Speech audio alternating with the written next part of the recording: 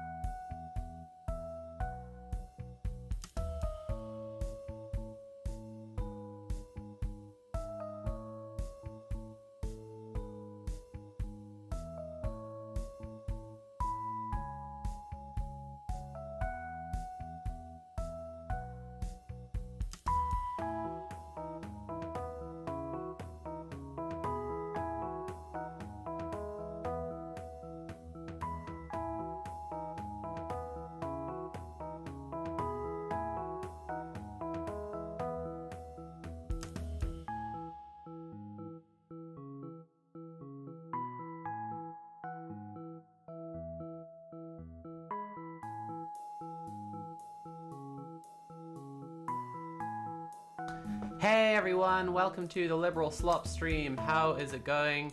Hello, hello, hello, hello, hello, hello, hello, hello, hello. And welcome to Small Cute Frog. Thank you for resubscribing. Hey Jim, always lovely to have you. Thank you for resubscribing. Hello Leo Fee and Fairthingale, Rice Copeland, Pillbug Hug, Mr. Fishy, Silver Druid, Lorcan Nagel, Papacorn, Loon on Moon, Ratbish, Nico, hello.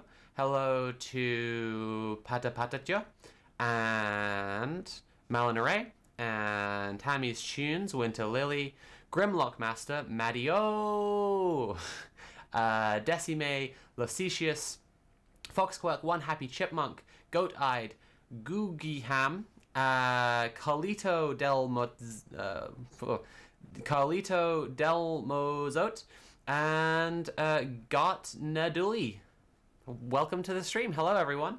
Welcome to the Liberal Slop stream. We are going to look at some Liberal Slop. If I seem at all low energy, it's because I just recorded 2 videos back to back. I have a short video about the Foom Scroller that fans of the Liberal Slop stream will recall. The Foom Scroller, Ross Anderson. Welcome to the age of Foom scrolling. I've had a little script about that for a while, and I just recorded it. And then I also recorded a short script I wrote about what's going on in Gaza, which will be relevant to our first article today. Yay! I thought that today we could maybe go back to some of our discussion of systemic and systematic statements. So, to refresh people's memory, right? When we talk about systemic failure, we come into a sort of a dead end, right? We keep on saying like this is what the system is, and it's failed in some way, right? And then everything else that's happening is like an accident. And the thing about this, it doesn't acknowledge for what we understand to be bad outcomes to be, as it were, deliberate. Now, obviously, with systems, it's hard to point at intentionality a lot of the time because, like, whose intention is being enacted and how and why and so on. But if we look at what is being done by a system all the time, in other words, what it is doing systematically, it's much more possible to make this kind of statement. I was saying to Nat earlier, right, if this is some kind of food system and some subset of its customers are getting fucking poisoned, right? This is a systemic failure, for sure. But if someone points out, hey, like, this, like, minority group are always getting poisoned when they go to your restaurants, and it's been pointed out, and it's not changing, and it's still happening all the time, it's much less effective to be pointing out this is a systemic failure, and much more accurate to point to the nature of this system and not think of it as a place that feeds people and think of it as a place that poisons people. And the same is true of the systemic failures of policing, education, all sorts of things under capitalism, right? But today, we're going to be looking at the systemic failure of journalism, because that's what we do on the Liberal Slop stream. We look at people who have failed in their mission to be journalists. Before we do, not all of them have failed in their mission to be journalists. The first one we'll be looking at has succeeded in her mission to be an actual demon from hell. Because first we're going to be reading an article by Hillary Rodham Clinton. Yay! I wonder if she's written other stuff for The Atlantic. Of course she has. Awesome. Fantastic. Of course. Okay. Oh, gosh. Yeah, she's written quite a few there. Well, that's exhausting. Anyway, before that, if you enjoy the stream, please consider paying for the stream. We're quite tight for cash at the moment. If I didn't need to stream right now and didn't need to get cash in, I would be editing the video that we just recorded about Gaza right away. But we do need cash. I mean, also, like, I care about educating the Slop viewers on the Slop and having these conversations. I care about them a lot. I'd like to do them at some point, but there's also an urgency that I'm dealing with here. Like, we need tips. So please tip with command tip. We're on £600 of the dono goal so far, and we'd really like to hit £900 by the end of this stream. So if you're enjoying the stream, please consider paying for the stream by subscribing or cheering, or most of all, donating directly using command Tip. Okay, right. Let's go have a look at Hillary Rodham Clinton. Yay! Hamas must go. Hey. The byline here says the terror group has proved again and again that it will sabotage any efforts to forge a lasting peace. Oh, I'm already sick of this one. I'm already quite sick of this one. Not That Ant has replied, "Who must go?" And this is immediately what I thought when I saw this title. This is going to get posted a lot of times when something happens.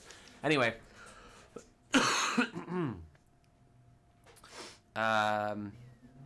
right. One morning in November 2012, I knocked on the door of President Barack Obama's suite in the Raffles Hotel in Phnom Penh, Cambodia, so early that he was barely out of bed. I'm just pausing here to let everyone get it out of their system. Yes, she really, really had the goal to start the article with a little scene setting, a little establishing shot, panning down from a bright blue sky into Cambodia, famously a place that is better for American interventionism. Thanks, Hilldog. I had an urgent question that could not wait for the president. Can we kill more Cambodians? No. Could not wait for the president to finish his morning coffee. Should we try to broker a ceasefire in Gaza? Oh, I wasn't that far off. Then, like now, the extreme Islamist terror group Hamas has sparked a crisis by indiscriminately attacking Israeli civilians. Jim, thank you so much for tipping £100. Happy Binance got wrecked day. Yes, I've been seeing the stuff you've been sending me about Binance is fucking hilarious. We might even do a little pick-me-up detour. Oh, you cooked my thing as well. Oh shit, I was not expecting to eat right now. That's okay. Thank you so much. You can have it in a moment. We might do a little pick-me-up detour once we're done with Hillary Clinton to look at how Binance are spectacularly eating shit. Get their asses. Not That Ant says Hillary really does have a complete fucking inability to take an L and shut the fuck up, huh? Yeah. Grimlock Master says, I tried to tip, but my card was declined. Any other routes? This is a recurring issue we have. As far as I'm aware, it's just through Streamlabs that's the problem. If you go to linktree.ee/Sophie from Mars, all one word, you should be able to... It's still going to go to my PayPal the same. I could update the dono goal accordingly. It's a bit finicky, but you could do that if you want. Right.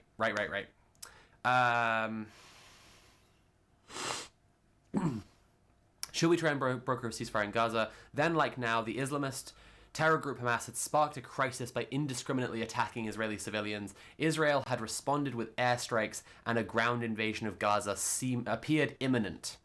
The president and I debated whether I should leave Asia, fly to the Middle East, and try to negotiate a halt to the fighting before the situation escalated further. The reason to go was clear. Stopping the violence would save lives and prevent the conflict from spiraling into wider regional war. Yeah, Hillary Clinton's just like a superhero if you think about it.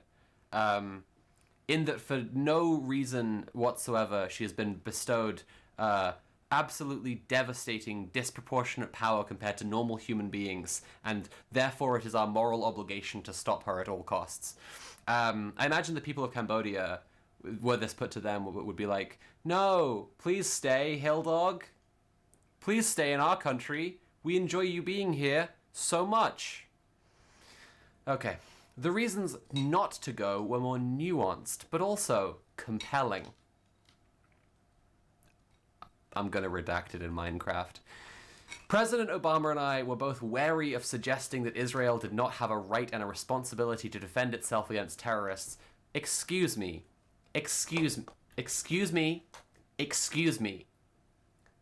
Herself.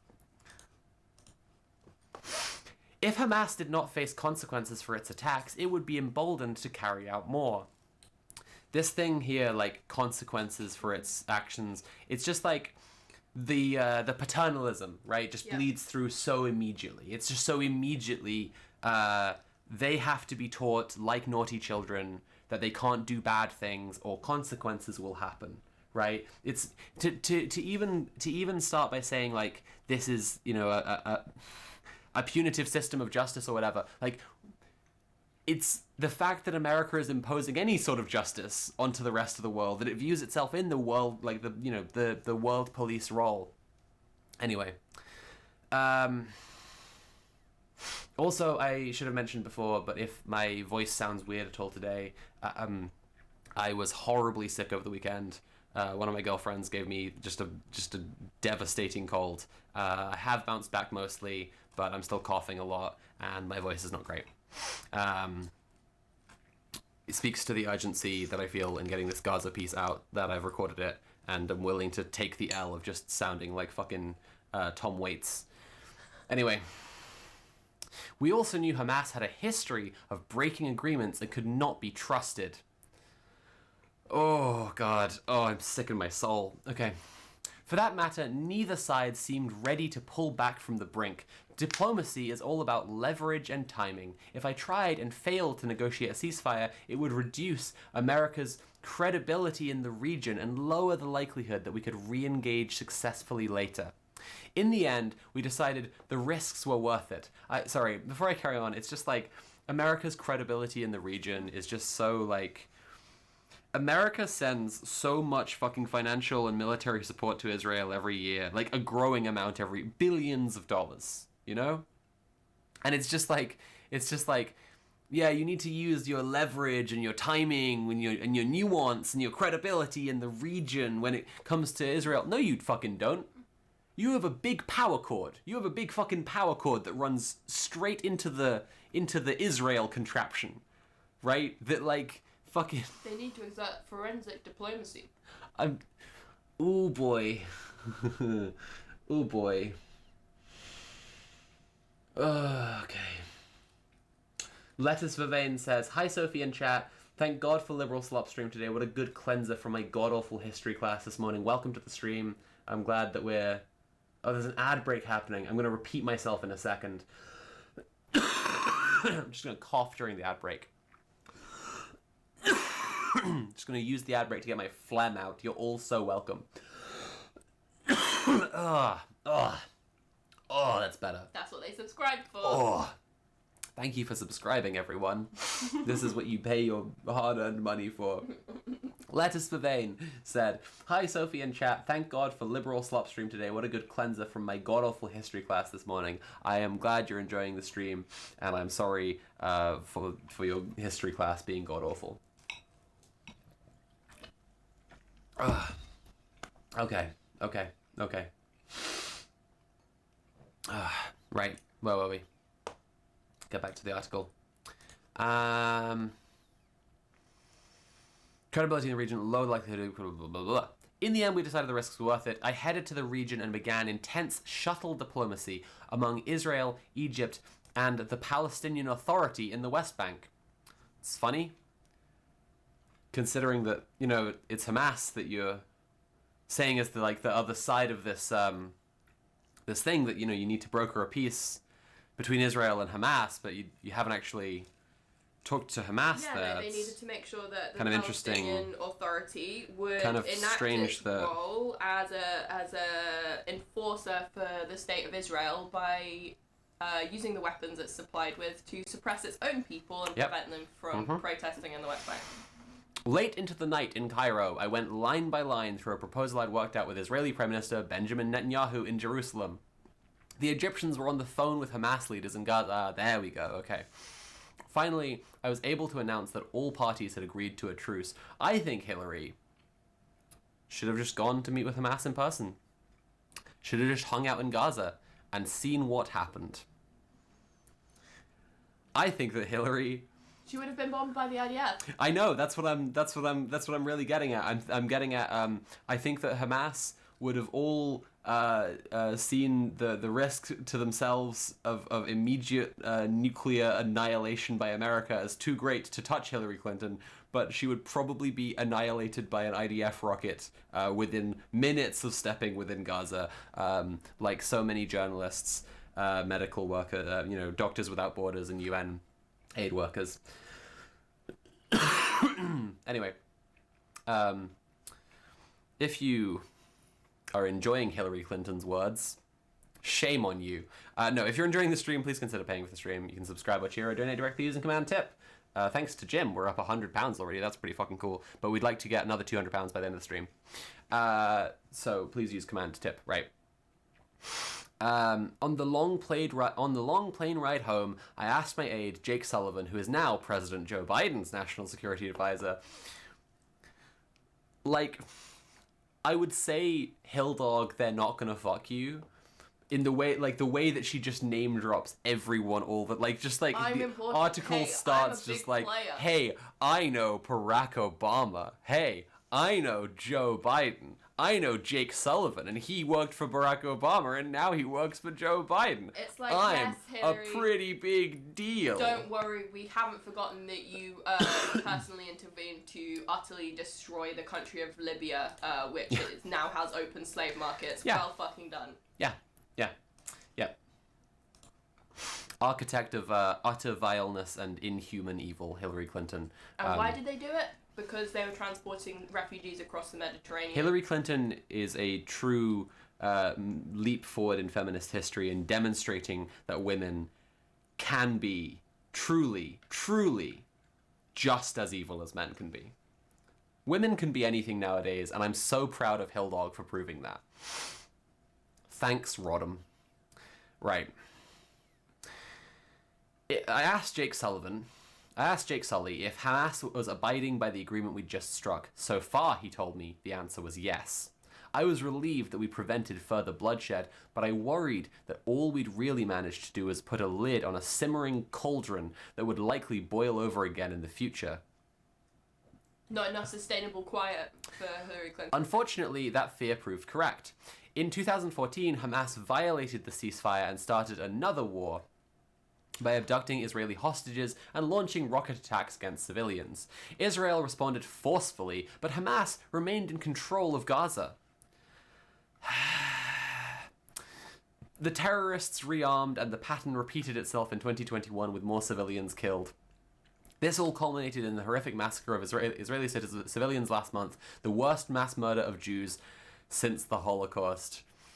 I'm gonna rip my own skin off on stream. Today's the day it happens. Jesus Christ.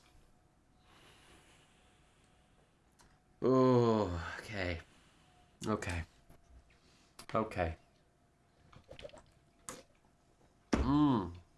I'm trying so hard to remain normal. Detroit Remain Normal is in operation right now. Fucking hell. Okay.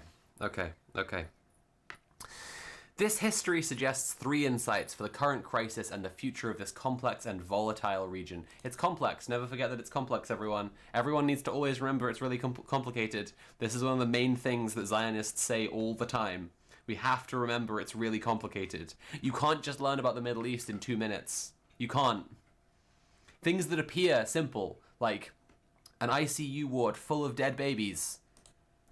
That's not complicated. That's not simple. That's really complicated. You need to learn decades and decades of history to understand why actually that's a good thing. Okay, I'll pause here and start to offer some insights because I do want to just provide a little bit of relief to it because honestly this is galling, right?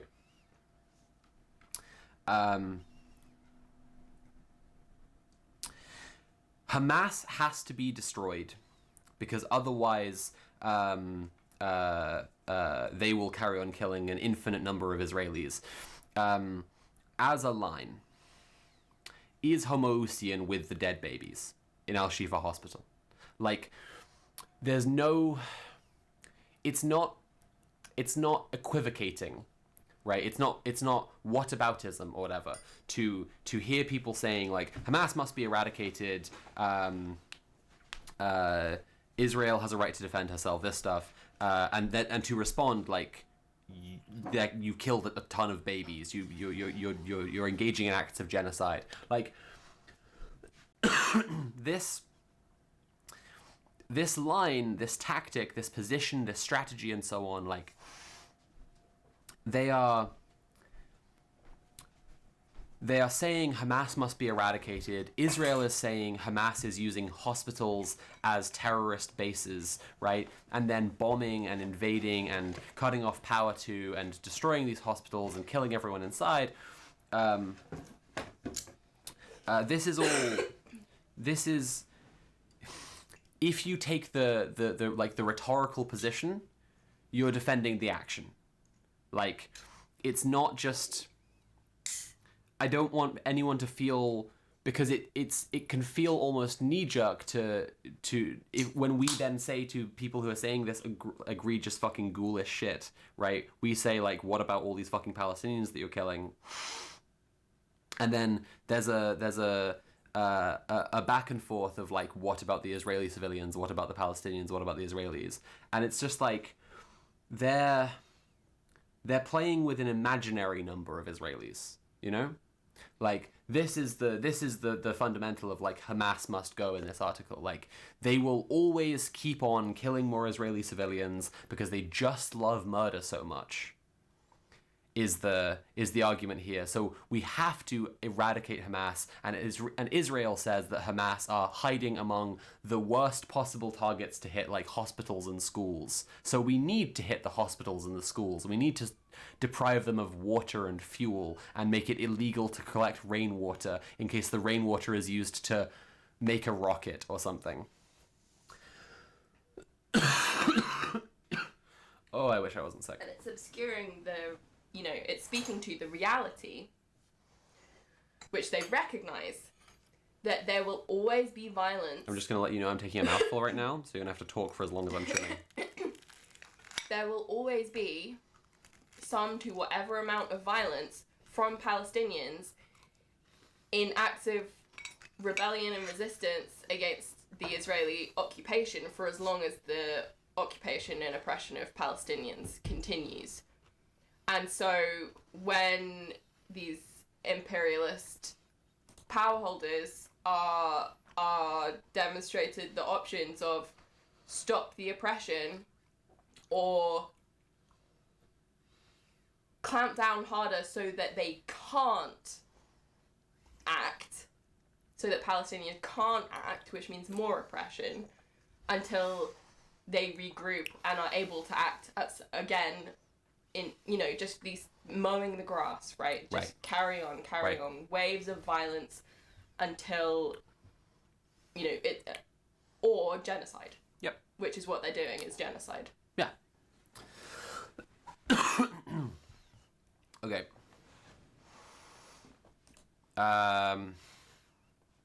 This history suggests 3 insights for the current crisis and the future of this complex and volatile region. First, October 7th made clear that this bloody cycle must end, and that Hamas cannot be allowed to once again retrench, rearm, and launch new attacks, while continuing to use people in Gaza as expendable human shields. Oh, God.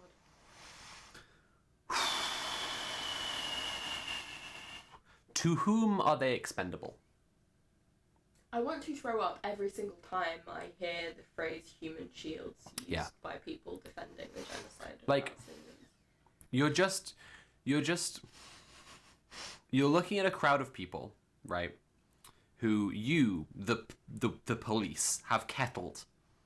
And some number of people in that crowd run out and just smack you in the face with a brick. And then you just start firing an AK-47 into the crowd, and then you're turning over to the press, crying and being like, "Look how they're using these human shields," and it's just like, you are so cosmically full of shit. It is so sickening, this human shield thing. PXLATN, Pixelatin, maybe, has tipped £10. First time watching live. Thank you for helping me think more critically about what people are and are not saying. Thank you for the £10. The human shields line also just demonstrates to me it's how they see Palestinian, like how they see all Gazans in general as objects to be obliterated to get to the thing behind, which is not how anyone typically like uses that language. They're trying to sound like they see them as objects of pity, still objects, still gross, but in fact they just see them as objects to be destroyed. Human shield is a term that is supposed to be used in the case where the human shield is not shot to death. Yeah. Like, the whole point of the rhetoric of a human shield is, and this is like something that you see in so much like smug, fucking shit-eating, Junji Ito Frankenstein ass tapping on the window, like ghoulish, like let me in, haha, I'm not gonna do anything, kind of horrible, genocidal dickhead rhetoric, right? This tactic of like stating something as if rhetorically it aligned, but you're already like on the next step. You know, you see this all the time with trans people. My brain is running too slow to pick out the example I was thinking of a second ago, but just to reiterate this with the human shield line, it's just like, if someone is holding up a fucking liquor store and grabs one of the customers so the police won't shoot them, that's a human shield. Because the police then don't shoot them, because the police then don't want to shoot the random passerby, right? And then the police go, oh shucks, that terrible criminal got away. They used a human shield. How disgusting. When we see them, we should shoot them on sight in case they take another human shield. Or whatever, right? To say, they're using human shields. All these human shields they're forcing us to shoot. I can't believe they're using human shields. Shame on them for using human shields. This is what I mean. Like, you're already at this step, and then you're trying to pretend, you know, that this was the dynamic. The dynamic of a human shield is one in which you don't shoot that person because you value human life. And so the rhetoric of human shields in Palestine is just so impossibly fucking disgusting. Because, like, it's sleight of hand, it's a magic trick, you know? They want to shoot these people, they want to bomb them, they want to fucking do genocide. They want to destroy and then they're doing all that. Palestinian life in Gaza. Right. It wasn't Gallant, was it? It was someone else said they want Gaza to be a place where no human being can exist. Yeah. Right? This is the line. They're like, this is the... And they're doing it. This is the line they've said and that they're acting towards. Northern Gaza is mostly rubble. There's still hundreds of thousands of people there, but like well over half of the buildings have been completely demolished. Yep.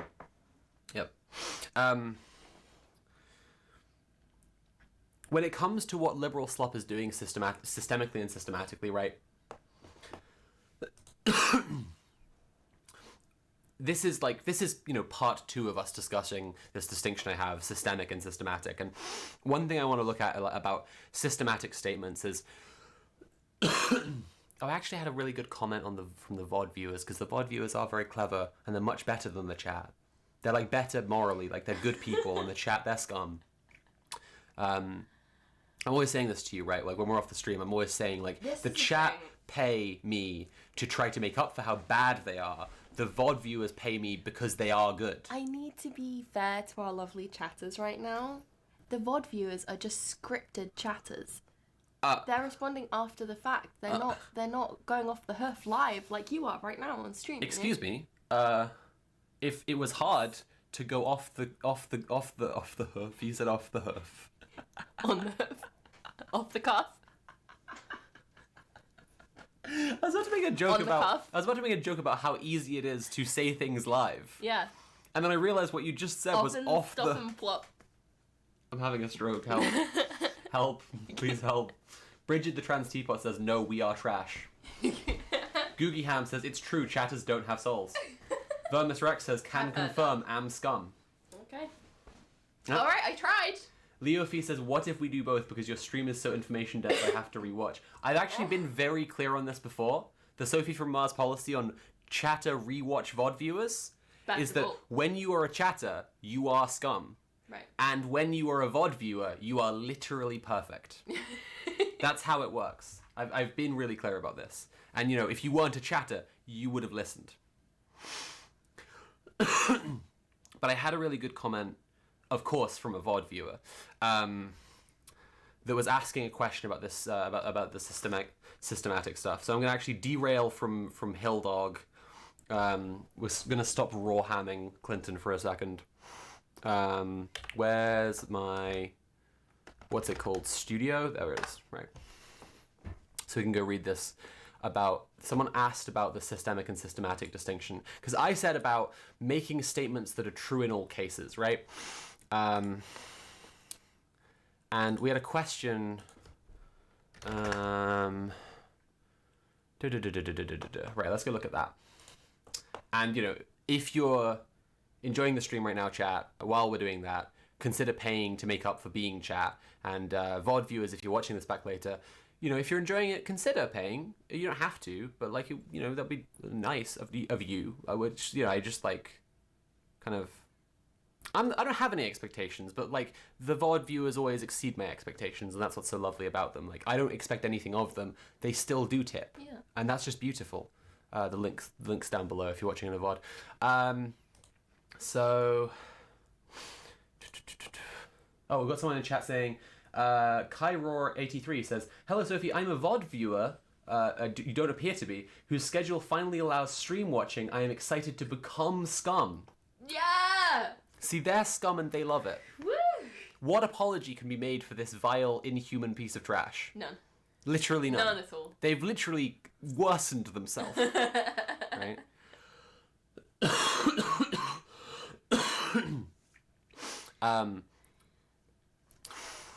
What if I watch a VOD while watching the stream? Then in this tab you are scum, and in that tab you are perfect. Folding Chable 3395 says, "Can someone help explain this to me? What does Sophie mean when she says that systematic statements are true in all cases? Maybe I'm missing something obvious, but it seems to me, as someone with a math background, with little philosophy, sociology knowledge, that any true statement is true in all cases. Similarly, based on how Sophie is describing them, it seems like a systemic or systematic statement could be created that is always true, always false, or sometimes true, e.g., the state underfunds education because they want the moon bears to attack is, to the best of my understanding, a systematic statement, but it is clearly false in all cases. I think Sophie is trying to say that systemic statements describe the effects of a system and systematic statements describe the goals of a system. Maybe I'm missing something though.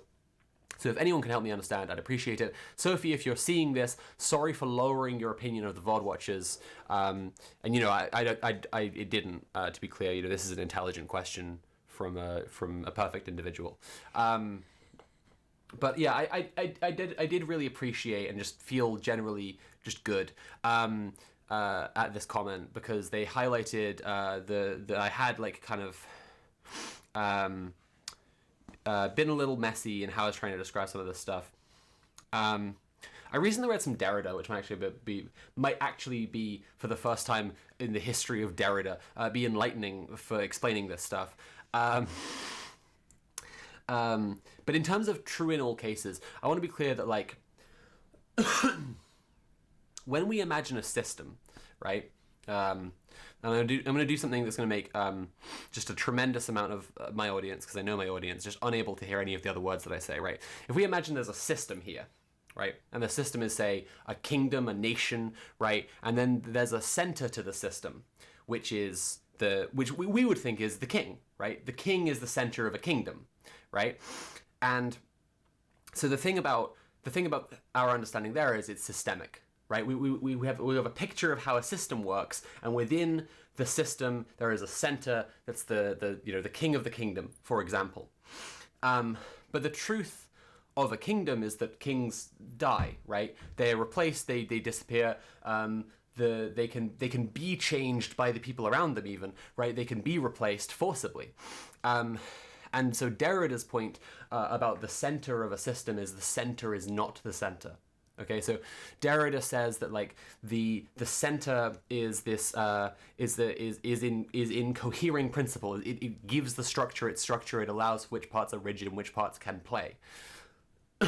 So when we take the example of a kingdom, the center of a kingdom is the belief in the king that everyone bears, right? Not the king, not the dude. So when we have a systemic understanding of a kingdom, we would see the king as being the most important part, the center. But when we have a systematic understanding, we see that like people who've never met the king and never will, right? Peasants in the field toil because of a belief in the king and a belief of their own station in relation to him, right? And thereby a belief in the entire system at once, right? And that's the cohering principle. And that's the true center, right? And so when I'm talking about like true in all cases, I'm talking about for every person in a kingdom, they must believe in kingship, in the kingdom, in the power structures around them for it to work. Or be vulnerable to violence enacted upon them by people who believe enough in the legitimacy and power of the king to enact their will. So, systemically, the king wields power over the kingdom. But systematically, everyone must uphold the king's power in order for him to have that power, right?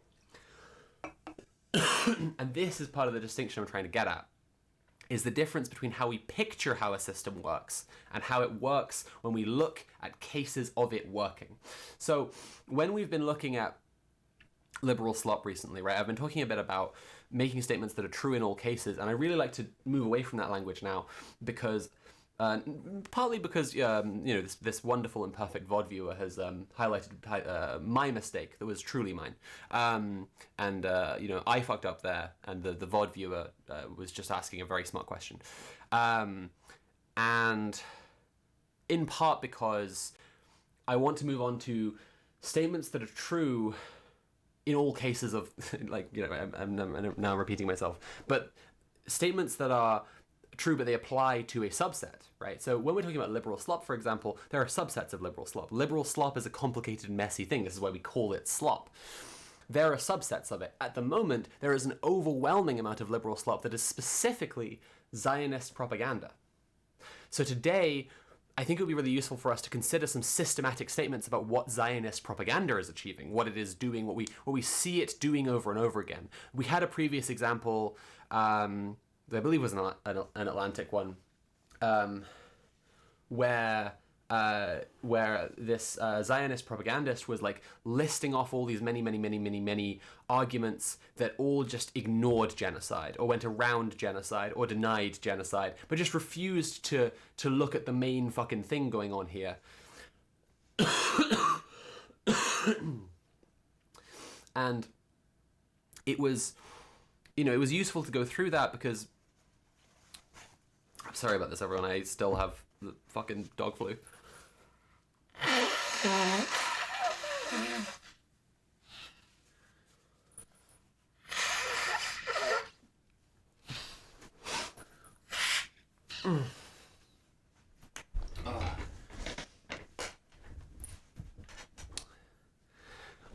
Where was I? Right. I found it useful for us to look at that article on a previous stream that was just listing off absolutely every argument that Zionists are making right now, because it neatly encompassed like everything they have to say. But looking at another example here, Hilldog, Rawham War Crimes. She's deploying a lot of the same arguments, of course, because they have an almost literal script. So like when we highlight this thing about claiming this is very complex, right? This is a technology that we can say like this is something systematically deployed by liberal slop all the time. I mean, not literally all the time as in every possible article, but we can see this is something used systematically by liberal slop across lots of liberal slop, used specifically by Zionist propaganda, right? So it's too complex for you, right? Let's have a little post-it note here, right? It's going on the screen, right? It's too complex for you is a systematic technology of liberal slop. The Economist uses it by default. The Economist uses it literally by default because they call themselves The Economist and they refer back to a mystified science of economics that is too complex for you. There's no way you could possibly understand it. I mean, there is. You could go and study economics and listen very hard to your capitalist teachers, right? You could read The Economist, which was literally founded and is open about this fact to promote free market economics, to promote radical liberalism. Was literally condemned by Karl Marx. Are you thinking of Lenin? Wasn't it Marx who criticised the economists? Or okay, different eras. Lenin. Even better. Middle-earth Marxist says, Miss Sophie, sorry you're sick. Peepo sad. It is sad. Journal of London Millionaires, there you go. Not that Antis. It's, yeah. Leo Fee says, but isn't the supposed function of journalism to take these complicated topics and explain them to the public? Right. Absolutely, right? This is, Sorry, I got too passionate about, economics for a second. I got a little bit dizzy. I'm gonna have another bite of chicken Kiev. Yeah. Vegetarian chicken Kiev. Shout out to my fake food enjoyers. Another very Britcore example of the it's too complicated use in liberal slop was the alternative vote. Very good. Before the come on and coalition government. explain this over here. This is very... Chat, listen. I know you're not listening, chat. VOD viewers, thank you for listening. You're lovely. Go on. So, obviously, complication, obfuscation, the constant message that ordinary working class people could not possibly understand enough to have any agency over important issues. Fundamentally... You haven't explained the context. Undemocratic propaganda is is extreme in cases of war and in cases of climate change and economics, but specifically after Tony Blair quit and Gordon Brown was Prime Minister, election was called, and during this period of time there was a referendum, one of only 2 referendums that I remember ever happening in my entire life in this country, the other one being Brexit, where the public was offered direct agency over our democratic system to change from a first-past-the-post system, which maintains this country as a Tory majority, fundamentally, and an alternative vote system, which I'm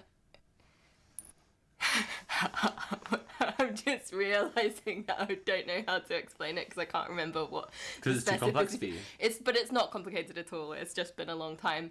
But a more democratic voting system, basically, that wouldn't split the vote. If you have 4 parties, and you say, right, I don't want the Tories in, so, but I primarily want Greens in. Yeah. And after that, maybe I'd like Lib Dems. And after that, maybe I'd like Labour, right? Then the votes are counted, and it's very clear that Lib Dems, the Greens, they're not getting in, right? Yeah. So your vote, which was initially first to Greens, becomes a Lib Dem vote. Yeah. If Lib Dems still aren't going to get in, they're eliminated off, and so your vote goes to Labour. And at that point, then you can choose, then basically it's like, I don't want to say trickle down, right? But it's like the effect is that people's votes do trickle down to the alternative vote allows for people who would still prefer another party than the one they're actively trying to avoid to get in. Right. In other words, it's an anti-Tory measure. Yes. So it was very deliberately an anti-Tory measure. Tories can run the country off the slimmest, not a majority, a third of the vote, because the rest of the vote will be split between Labour and Lib Dems and Greens and stuff.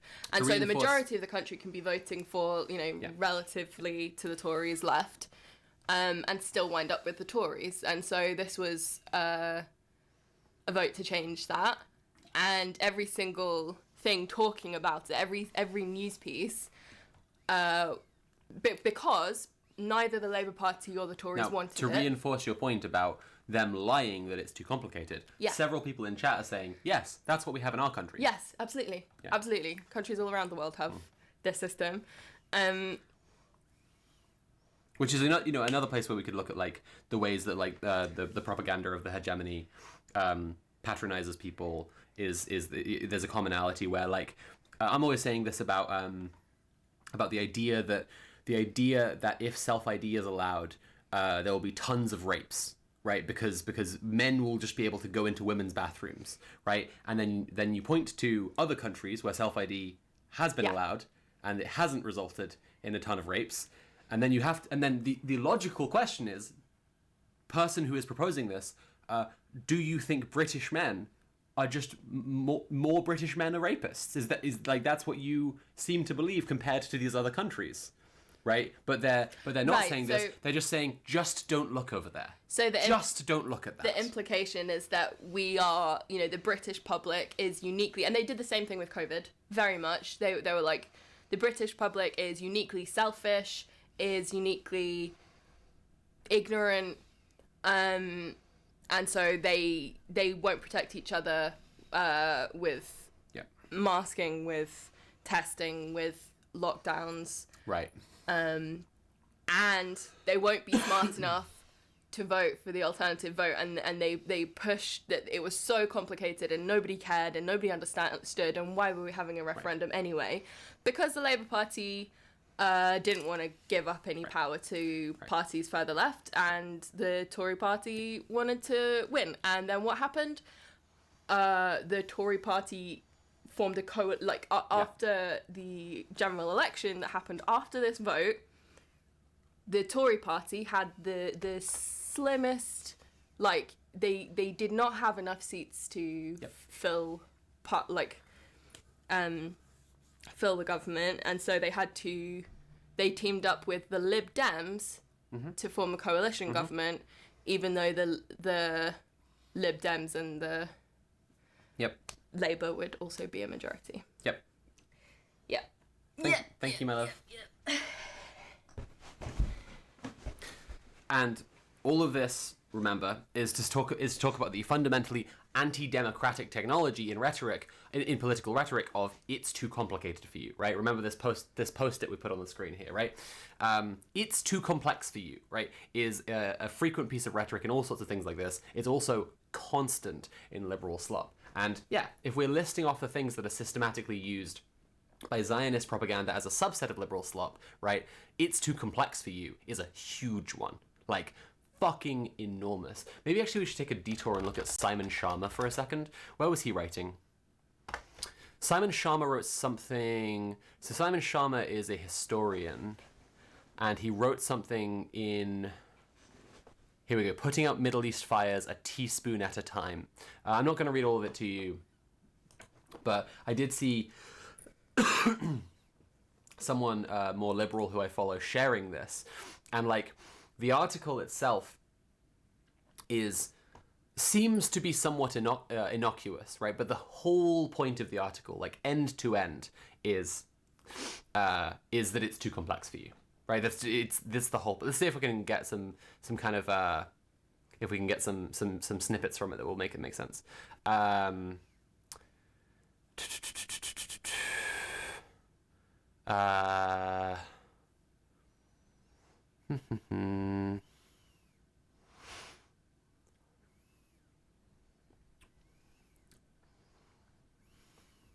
the central analogy of the article maybe is the best way to explain this. The fire is huge, and the teaspoon, words were his, is very small, but everyone has a teaspoon and can, in their own way, pour some water on the furious conflagration. Right? Now, this article itself appears to be saying, we can do our own little bit or whatever, right? But in actuality is trying to say, it's too complex for you, don't think that you can just blanket one solution here, right? And if we go look at Simon Sharma's Twitter feed, right? If we go look at Simon Sharma's Twitter feed, he's sharing people. There was a bunch of this. Hang on.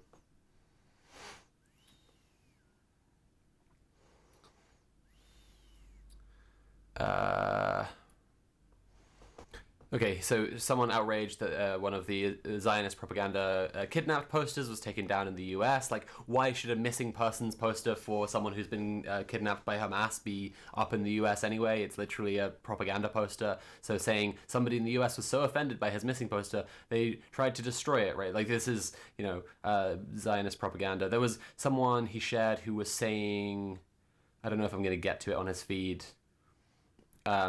His feed is completely full of Israeli propaganda, is kind of my point. But there was someone he shared who was saying, these Palestine supporters obviously want to do genocide because they clearly want Israel destroyed. That's what from the river to the sea means, right? This stuff. Like,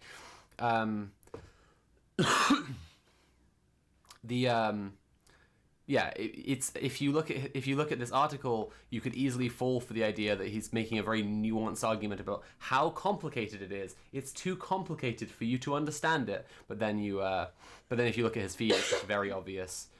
Blood on your hands. Jewish congressman's office defaced with pro-Palestinian graffiti, and then Simon Sharma has quote tweeted it to say, "The blood libel never goes away." They're doing a genocide! Blood on your hands is not... That's not what the blood libel is. Whenever there's mass death That's just being not committed by our politicians, by our political class. Anyway, yeah, so there's my point, right? Like, is the function of this article is to say it's too complex for you, right?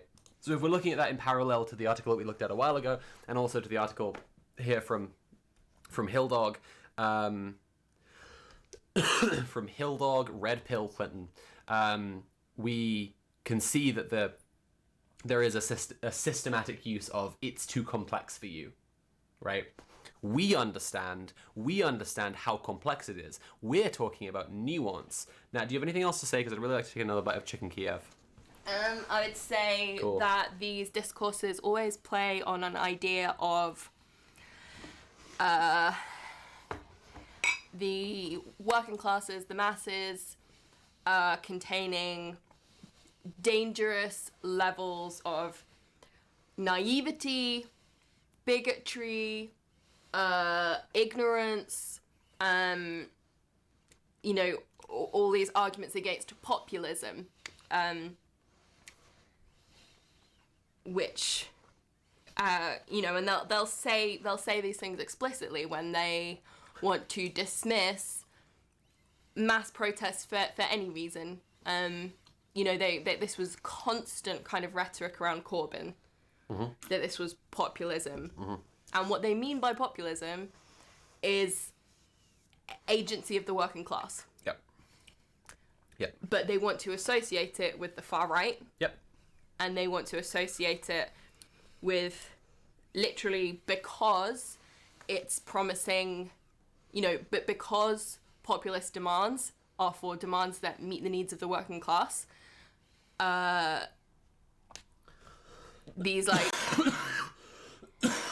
neoliberal cuboids in government will, they think they're doing the best job as moral people under hard circumstances.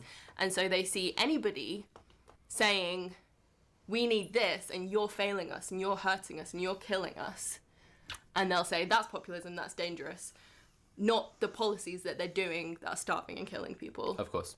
That's not dangerous. Well, the systemic violence must always be invisible. I'm going to look for a tweet that I wrote about Alistair Campbell because it touches Nat's exactly going to find one of her tweets to read to us. Always good content. I have missed some donations, so I'm going to read them out now. Googiham tipped $4.99 and said, "The penny was annoying me." Cool. Thanks for making it a nice round number. Thank you for inflating the number, making it big and round. Future Fairthingale has tipped £3 saying, "VOD viewer donating via time travel." Thank you, Fairthingale, from the future. That's so wonderful of you. You're the best. Asher has tipped £10 and says, thanks for the stream. You are really good at explaining things. Thank you. I hope so. I really worry that I'm not sometimes. Tamut's Tita has tipped £10 and no message. Hey Zelda has tipped £20 and says, very grateful for the repeated breakdowns of this analytical tool. I am now going to upgrade to VOD viewer. See you on the other side. See ya, Zelda. Okay, now I'm going to read Give me that. I'm going to read Give my me that. tweet. I'm going to read my tweet. Well, I'm going to go over here and vape. So... It's over, Kaiba. I'm gonna vape. So the Green Party shared a Winter list. Lily said Nat has good tweets.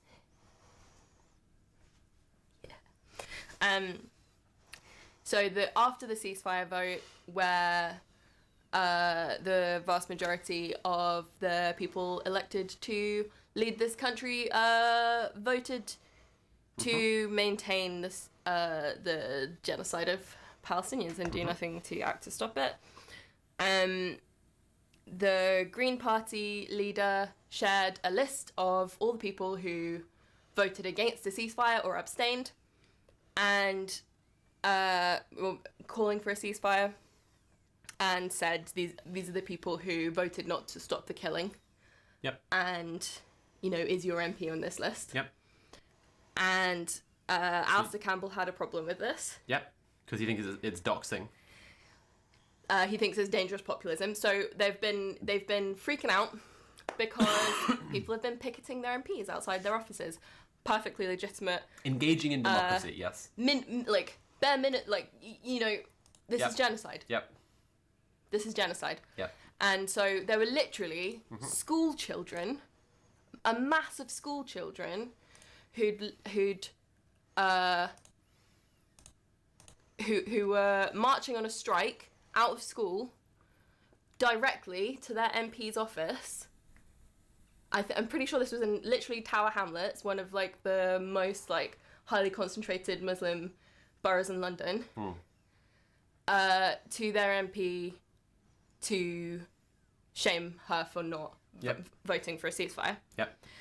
And they're spinning this in the media like they're dangerous thugs. Them, yeah.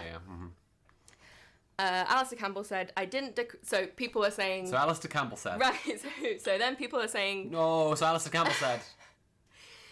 That this is anti-democratic, all this fear-mongering around... Which is a complete lie. It's just democratic. Sharing the votes of MPs. It's literally democratic. Alistair Campbell said, I didn't decry them for publishing the list of MPs. Yeah.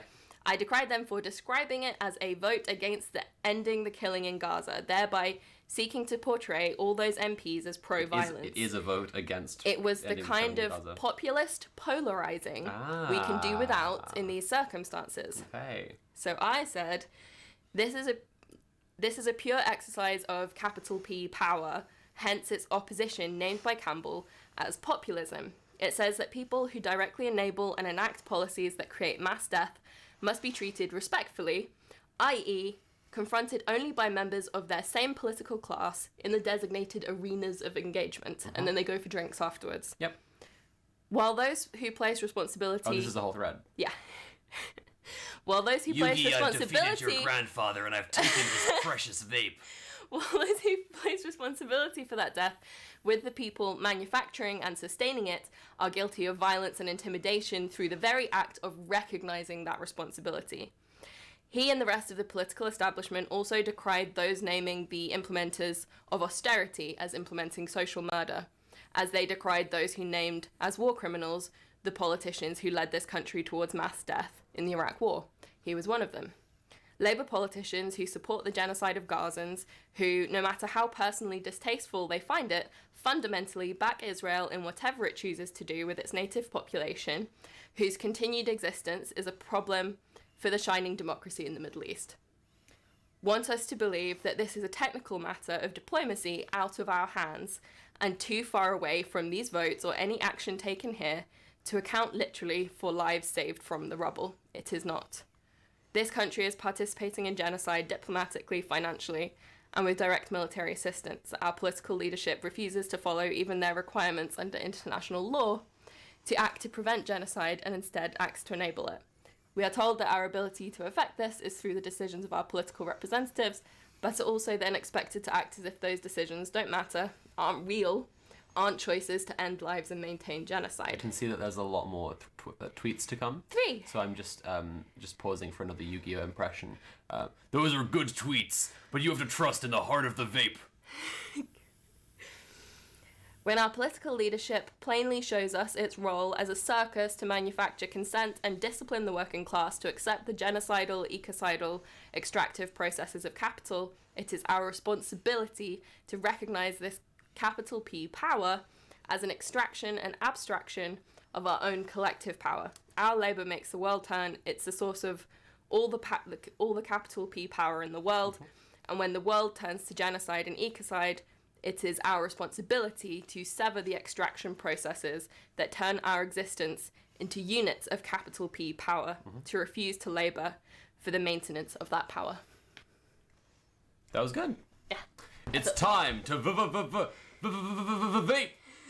It's time to vote.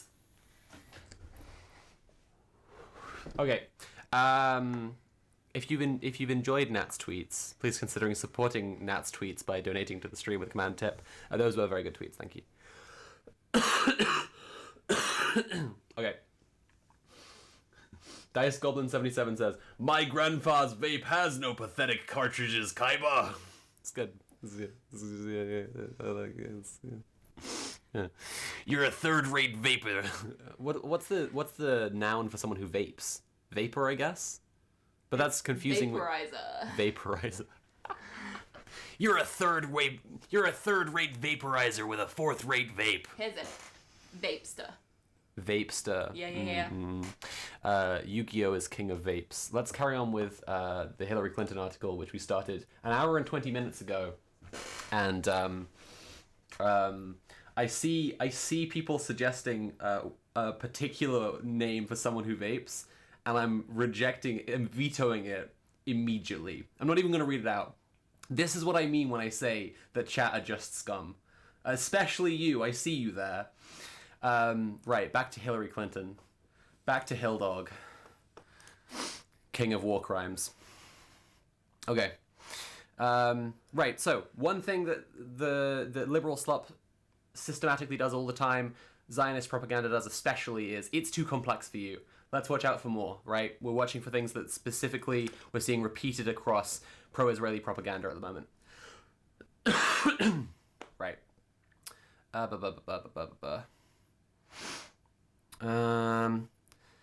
This history.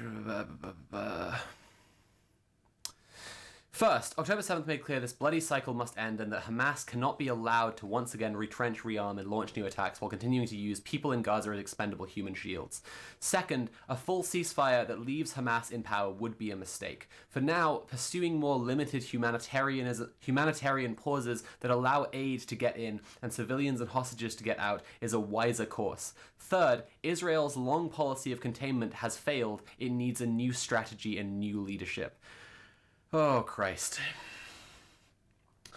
Melanie Ray says, connoisseurs of war crimes. True.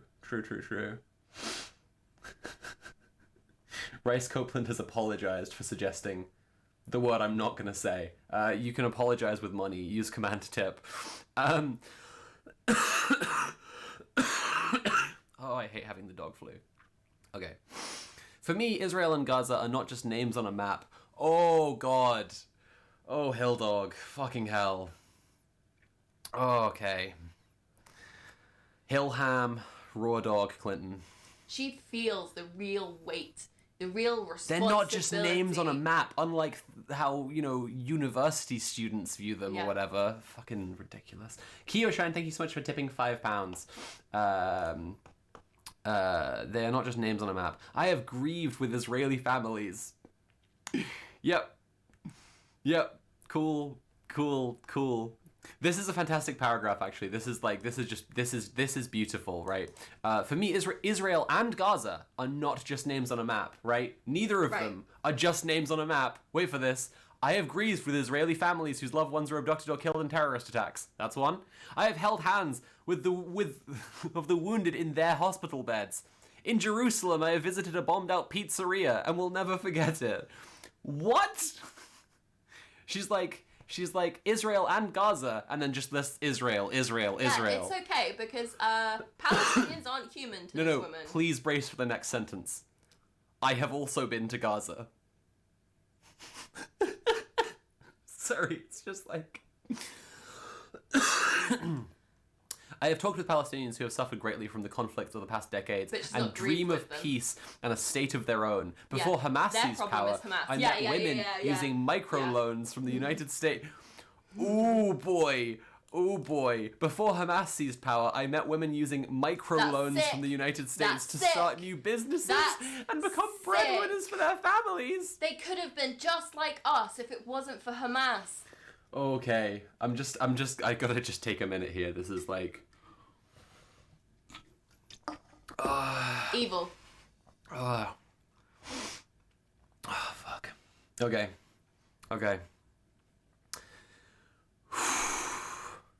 Someone who is more of a podcaster than me can square the circle between bombed out pizzeria in Jerusalem and Pizzagate, but I can't make the riff land right now. This is why I only got to go on Trash Future the one time. She met women taking microloans to start small businesses within a fucking concentration camp on occupied land. Yep. It's sick. Yep. What the fuck does money mean when you're living in a fucking concentration camp and you're under siege and Israel has a fucking calorie count on all of the food and this before the fucking before this. Yep. Fucking hell. Before Hamas seized power, I met women using microloans from the United States to start new businesses and become breadwinners for their families, including a dressmaker who, because she was finally able to buy a sewing machine, could send her 2 daughters to school. My decades of experience in the region taught me that Palestinian and Israeli parents may say different prayers at worship, but they share the same hopes for their kids, just like Americans, just like parents everywhere. I was literally going to say, they have the same American dream, like... Oh, Christ. Oh, my God. It's just fucking, gas brackets, white phosphorus light, gate off the entire region of Gaza, girl boss. This is why I'm convinced Hamas must go. There we are. She said it. She said the line, everyone. Rice Copeland has tipped £13 and says, penance. I recognize your penance. Go forth and become slightly less chatter scum. She said the line, everyone. On October 7th, these terrorists killed babies, raped women, and kidnapped innocent civilians. Again, many of the stories that have come out about the 7th have been she can keep it nice and, vague. Yeah. She's not going to refer to the what was it, like the 40 beheaded babies. 40 beheaded babies, exactly right. They continue to hold thousands of children have been killed and are being starved. Yeah. In the concentration camp of Gaza. Small Cute Frog just gifted 5 tier 1 subs to Pillbug Hug, Amy, Bypry, Odin Havoc, and Cosmos999. You will now have tier 1 subscriptions to Sophie from Mars, which means you can use excellent tier 1 emotes like CIA Femboy and MILF Pills, and then you'll be in other people's chats and they're going to go, oh my god, a chatter from Sophie from Mars's chat. Get the fuck out of here, you inhuman scum. Right, where were we? More than 200 hostages. As chat has just pointed out, they don't continue to hold more than 200 hostages because at least 60 of them have been blown to fucking bits by Israel. 60? Yeah. Fucking hell. They have proved again and again that they will not abide by ceasefires, will sabotage That's not true. any efforts Just to forge a lasting she's repeated peace. this and it's worth saying. Yeah. It's literally not true. Yeah.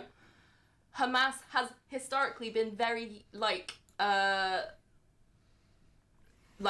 seen international agencies reporting that Hamas has abided by ceasefires, has responded to is obviously they're living under fucking occupation. Israel is brutalizing Palestinian people all the time. It's constantly breaching ceasefires, but Hamas is quite cautious about, like, it is deliberate about when it, like, chooses to escalate. Mm-hmm. I mean, yeah, like, I mean, this is something we haven't talked happened. about too much on the stream, right? But, like, the US has been pushing in recent months for Israel-Saudi normalization, right? They want to normalize relations, relations of trade, to be clear, between the Saudis and Israel. And this hinges on the idea, and it's been said in so many words, that, quote, nobody cares about Palestinians anymore, right? So again, yeah, like you're saying, when Hamas is choosing to escalate in terms of violence, like, they've done this knowing there's going to be this huge backlash from Israel, because they know that the alternative is that they are just forgotten about. Like, being forgotten is the ultimate genocidal death sentence here. Like, it's absolutely what fucking ghouls like Hillary Clinton are depending on, is that people just forget about Palestine and move on. And they have no power and they have no means. Keeping it on brand with the Yu-Gi-Oh! I have a face down card, which is the next article we're going to go on to after we're done with Hillary Clinton. And everyone here probably thinks this is the most inflammatory article we're going to read today. Is like Hillary Clinton defending genocide. But the next one is like the trans debate is going to end with compromise because transgenders are just going to give up and go home. So like got that one stashed. Anyway. Where were we? Never stop attacking Israel. Thank you, Hillary. Full support to Comrade Clinton. Never stop attacking Israel. Hamas does not speak for the Palestinian people. Unlike Hillary, who has been to Gaza and has met women taking microloans. Hamas deliberately places military installations in and below hospitals and refugee camps. I would like you to provide a source. And the source can't be the IDF. Difficulty level impossible. The reality is that it's a significant population of people trapped in a concentration camp, and so it's of the people, right, to some extent. It's a reaction to their oppressive conditions. This is just justification for genocide, as the whole article is, but specifically, this is specifically justification for specific war crimes that have specifically happened. Mr. Fishy in chat says mindcrush.gif. I activate my next article and send you to the Shadow Realm. Right. We started an ad break. I did actually send chat to the Shadow Realm by doing that. I think also relevant to this, another kind of thought about the human shields language. Okay. Is the reality of people considering themselves defenders of, with their presence, right? And Israel, these people treat it, describe this with the language of human shields too. This is also what this is describing. People defend with their presence their homes. Yes. And their land, right? And so refusing to leave when the IDF is bombing their homes, bombing their schools, bombing their hospitals, refusing to leave their loved ones and their neighbours behind, refusing to leave patients behind, doctors staying with patients whilst hospitals are being bombed and then fucking dying, like refusing to leave their homes so that to this is them being human shields. Yeah, to defend with their lives their homes, because Israel wants to ethnically cleanse them. It wants them dead or gone so that they can destroy everything they've ever known. Yep. Cool. Sorry, I just want to get to the next bit because she's about to blood libel Hamas.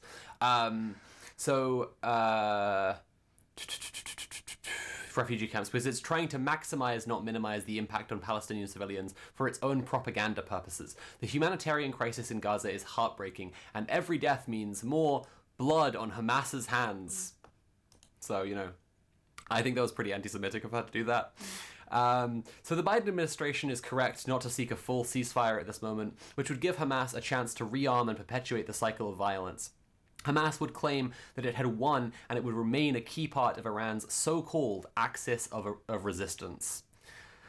Ooh. A bigger threat because So called by who? because Palestinians are so powerless in this situation of occupation, they have to call up the boogeyman of the terrifying, powerful Iran. Otherwise, it's too weak. Their justifications for genocide and the imprisonment of 2.4 million Palestinians. Like, All right, we're nearly done with we're nearly done with the Red Hill. the reality is We're nearly that done being rod-pilled. all the power of American imperialism is pointing like a fucking knife at the Palestinian population of Israel. There's always like a shadow image of the reality of America's role and Israel's actions in whatever they describe Hamas as doing. I mean, the IDF has set up in one of the hospitals that they've captured. Like, this thing, people have been saying, like, every accusation is an admission. Like, The IDF deliberately installs military infrastructure amongst civilians under hospitals. Yeah. Like, That's what I'm saying. And they set up their That's what I'm saying. civilians to be violent occupiers. You're going to love the next paragraph. Ceasefires freeze conflicts rather than resolve them. Yes, that's why I want the state of Israel to be abolished. In 1999, the Serbian dictator Slobodan Milosevic called for a ceasefire in Kosovo, where NATO airstrikes were trying to stop his brutal campaign of ethnic cleansing. It was a cynical attempt to preserve Serbia's control of Kosovo, and the Clinton administration continued bombing until Milosevic's forces withdrew. Today, global allies of Russian President Vladimir Putin call for a ceasefire. I'm sorry, I need to back up a second and say she just referenced the Clinton administration like without going like my husband who she needed to start off the article being like, I know Obama and I know Biden, but she was just like, oh, you know, whoever, that guy, whatever. That guy. The bombing carried on. He was busy. Yeah. He was distracted, I guess. He bombed a hospital too. Yeah, I need to tell everyone, you might not be aware of this, but after Bill was caught getting sloppy in the White House, Hilldog wouldn't talk to him for a little while, and then he ordered airstrikes on a bunch of civilian targets to fix his marriage. In Somalia, right? She wanted some airstrikes, and he wanted her to talk to him again. She just wanted him to prove that he was a strong, virile man. She wanted him to prove that he was listening to what she needs. Yeah. Which is for civilians to die, so that her fucking phylactery gains the power of their souls. It's just really important in a marriage, you know, that the man, you know, he might make mistakes. He might even mess around with other women, but when it comes to like. To powering up her millennium item so that her immortal soul is larger and stronger than anyone else's, and so she is able to wield the power of the Egyptian god cards, right? That's ultimately what makes a marriage work, is for him to listen and then act by making blood sacrifices to her. I just wanted to caution against using phylacteries. Oh, this is not my fault. This it's is a D&D This thing, is I this is know. Gary Gygax's fault. I know. I blame Gary it's fine, 'cause Gygax for doing a blood label. It is literally a Jewish. No, I know it's religious yes. I'll aspect. I'll add a note for everyone here. Gary Gygax and Wizards of the Coast fucked everyone over real bad by taking an item of Orthodox Jewish worship, the phylactery, and making it a D&D item that horrible undead ghouls use. Yeah, very grim, very bad. You shouldn't have done that. Yeah. It's Okay. worth remembering not to. Yeah. Thank you for doxing me to account. You're welcome. Where were we? Right. Today, global allies of Russian President Vladimir Putin call for a ceasefire in Ukraine because they know freezing the conflict will leave Russia in control of large swathe of Ukrainian territory that it seized illegally. Putin could reinforce his troops and then resume the conflict at a time of his choosing. So This is so scummy. She's literally this thing saying here. ceasefires in general. Peace is bad. So she is saying here. She is saying here that Russia, the much larger party and the invading party in Ukraine, calling for a ceasefire is the same as people calling for a ceasefire on the leveling of Gaza, because peace is, well, no one's being sacrificed Because to the memory civilians to die as possible. because killing is the best thing in the world. It's better than sex. It makes everyone she kills becomes her slave in the afterlife. Sorry, I need the full Zodiac text. Hang on. Oh my god. Where was it? She's the fucking Zodiac killer. Here's a quick. Killing literally makes her horny. Yeah, just a quick note from Hillary Rodham Clinton here. It says, "I like killing people because it is so much fun. It is more fun than killing wild game in the forest because man is the most dangerous animal of all. To kill something gives me the most thrilling experience. It is even better than getting your rocks off with a girl. The best part of it is that when I die, I will be reborn in paradise, and all I have killed will become my slaves. I will not give you my name because we already have it. It's Hillary. Her real fucking name. Her real name from hell. Because you will try to slow down or stop my collecting of slaves for my afterlife." Right, we're so nearly done. that classic Hill Dog line. I like killing because it is so much fun. In 2012, freezing the conflict in Gaza was an outcome we and the Israelis were willing to accept, but Israel's policy since 2009 of containing rather than destroying Hamas has failed. A ceasefire now that restored the pre-October 7th status quo ante would leave the people of Gaza living in a besieged enclave under the domination of terrorists. Based Hillary Clinton, the IDF are terrorists, I agree, and leave Israelis vulnerable to continued attacks. Fuck off. It would also consign hundreds of hostages. Would it? Are there that many left? There aren't that many hostages left. The IDF blew them to bits. Sorry, Hill. The families of the hostages are the people most desperately protesting the Israeli government. I hate to break it to the Zodiac Hiller, but, like, there aren't that many hostages left. Ceasefires can make it possible to pursue negotiations.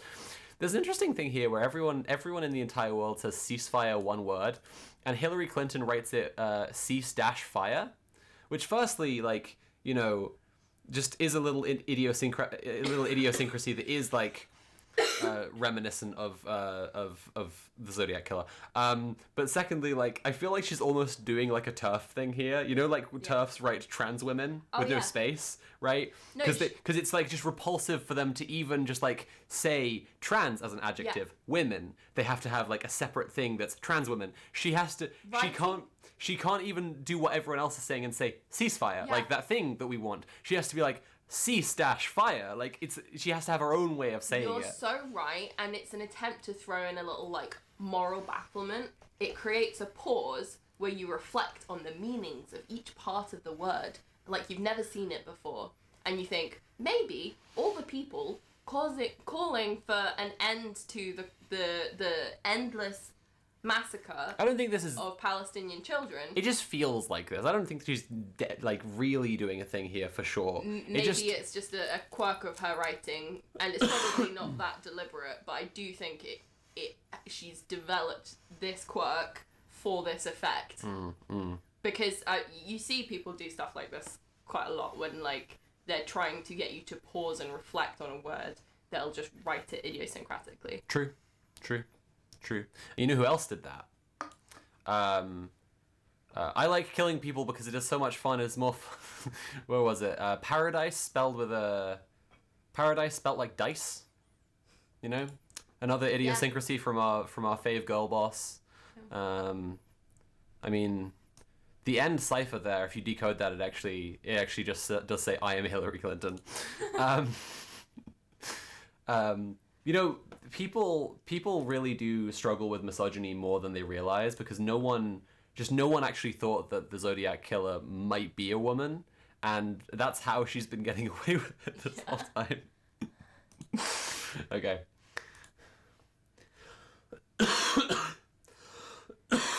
We're so nearly done with this fucking horror. Right. Ceasefires make it possible to pursue negotiations aimed at achieving a lasting peace, but only when the timing and balance of forces are right. Bosnia in the 1990s saw 34 failed ceasefires. Before the Clinton administration's military intervention prompted all sides to stop fighting and finally negotiate a peace agreement. So I've been following a survivor of the Bosnian genocide, who has been naming the genocide. She's a genocide scholar. She has been naming what is being done to Palestinians as a genocide, as many scholars of genocide are, and she described how all of the many of the European governments deliberately facilitated the escalation of violence all the way up to genocide to enable genocide to happen, because they did not think a Muslim majority independent state of Bosnia would be a good presence in Europe. Ooh. Yeah. Ooh, nice. Yeah. Nice. Okay. Genocide yes. like this is facilitated by all of the power in the world being concentrated and backing up the most vile actors in a region. Absolutely. Until they are able to do this. Jenny Azoth says, what if the Zodiac Killer is just a puppy girl trying her best to learn what... Okay, chat, you're all getting too silly. I need to remove the silliest elements of chat and carry on with the... And we need to focus and get through the rest of this article. I don't know how to get rid of the... Oh, I know. Oh, look! They're gone. Don't worry about it. We'll carry on with the article. Cool.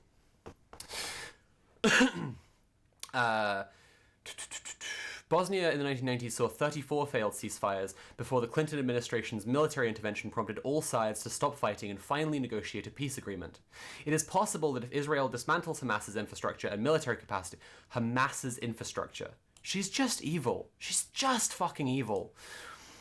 And military capacity and demonstrates that terrorism is a dead end, a new peace process could begin in the Middle East. But a ceasefire that leaves Hamas in power and eager to strike Israel will make this harder, if not impossible.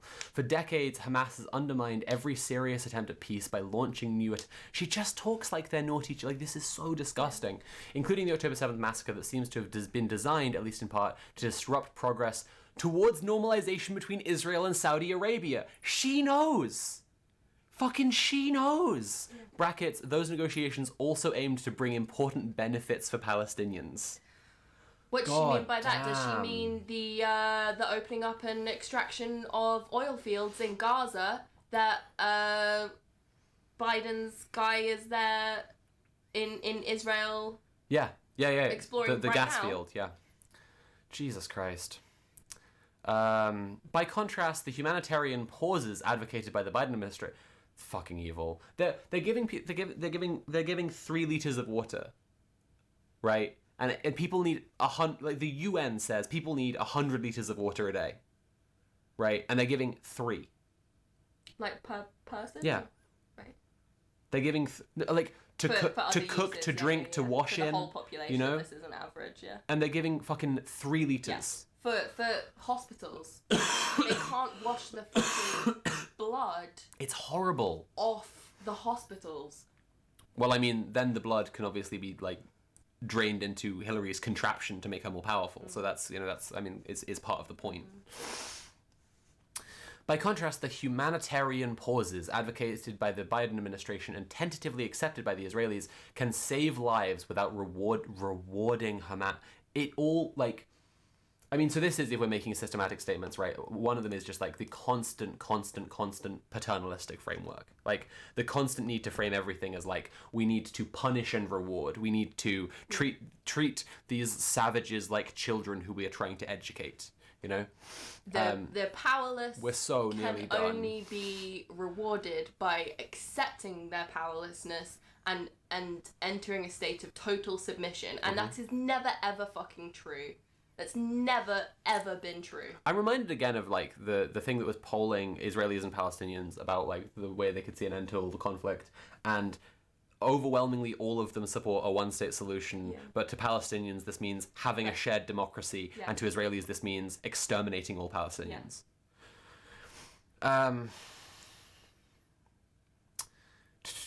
There is precedent. During previous wars in Gaza, Israel and Hamas agreed to a number of pauses so that relief could get into the area. Recent conflicts in Yemen and Sudan have also undergone brief humanitarian pauses, whether for hours or days. Breaks in the fighting can provide safety to aid workers and refugees. They could also help facilitate hostage negotiations, which is an urgent priority right now.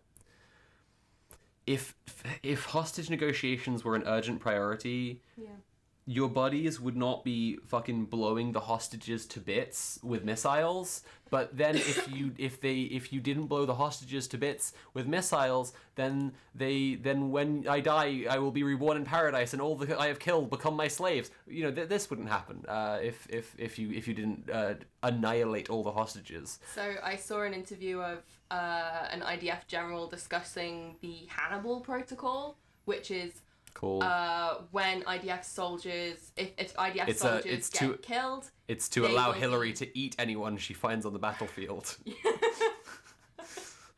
If IDF soldiers get kidnapped, there's a protocol in place where other soldiers are instructed to kill them along with their kidnappers. Yes, because they view the Palestinians as like a biological pest that needs to be annihilated, and if you're captured, you've been contaminated with it.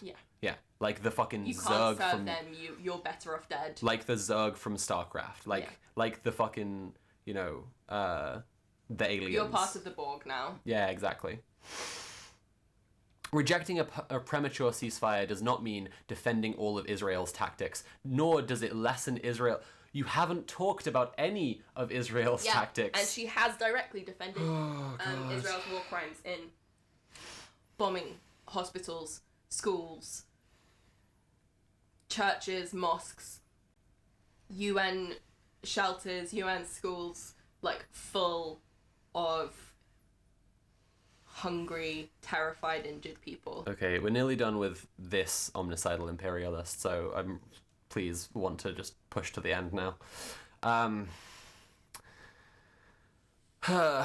Nor does it lessen Israel's responsibility to comply with the laws of war. Who's making them then? Who's exerting power to... Minimizing civilian casualties is legally and morally necessary. Cool, you want to do that? It is also a strategic imperative. Okay. Israel's long-term security depends on achieving peaceful coexistence with neighbors who are prepared to accept its existence and its need for security. The disaster of October 7th has discredited the theory that Israel can contain Hamas, ignore the legitimate aspirations of the Palestinian people, and freeze Israeli control over Palestinians forever. Going forward, Israel needs a new strategy and new leadership. Instead of the current ultra-right-wing government, it will need a government of national unity that's rooted in the center of Israeli politics and commit... I'm so surprised to hear a Clinton breaching centrist third-way politics. Well, it's exactly the same thing. As the solution to everything. Every single time Israel brings out genocide in Gaza against Palestinians, every single time, every few years, they will say exactly the same thing. We are committed to Israel's right to defend herself. Hildog actually misgendered Israel this time, but go on. And of course, we exercise caution over protecting civilian life. And the implication is, A, that Israel might be exercising any caution at all, rather than deliberately killing civilians. And B, that America is, of course, doing what's in its power to persuade Israel to do that. Yeah. And no such thing is happening. Yeah. And, of course, it has far, far, far more power to persuade Israel. Biden is being briefed by someone. Biden is being briefed by someone to please ask very nicely if the Israeli ambassador would consider feeding back to Netanyahu to kill slightly fewer civilians. And he's going to making America look bad. And then he's going into a room where Hillary Clinton is just feeding children into a wood chipper, and he's turning to the Israeli ambassador and saying, "Listen, Jack, with the whole and the civilians, I just gotta say, I think that it's, and I am. Are you hungry? Because I am, and I just think that we should probably." Like, is there a place around here you can get a good bolognese? You know what I'm saying? Cool. Yeah. Going forward, Israel, we already said this bit, in the center of Israeli politics and can make the hard choices ahead. We return again to a liberal slop classic. People in the center are the grown-ups and they can make the hard choices. At home, it will have to reaffirm the Israeli democracy after a tumultuous period. In Gaza, it should resist the urge to reoccupy the territory after the war. It should resist the urge, you know? The urge. It should just not do. It's just as like if it's not the entire it's like, purpose. even if you as accept, if they're not saying it. even if you accept on the paternalistic framework, and you do see it as being like you've got one big child who's beating the shit out of the other child repeatedly and horribly, right? You're just like while you give them a big fucking rock candy stick to lick for being such a good boy, right? You're just being like, okay, but like don't also take his shoes. No, oh, you're doing it though. Oh, but I said don't. Oh, you.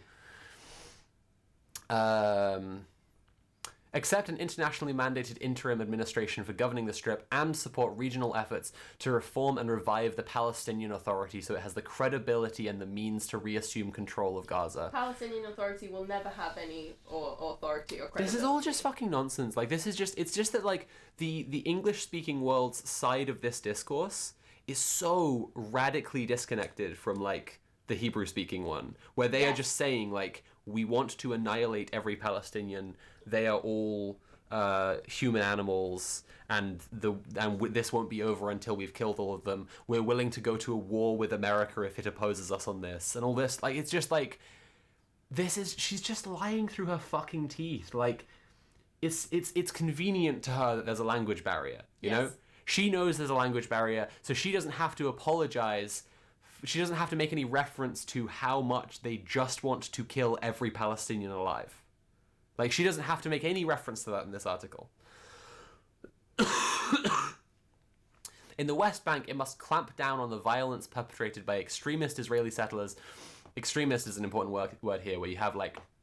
So, something that's relevant many times over in political discussions is systems and their excesses, right?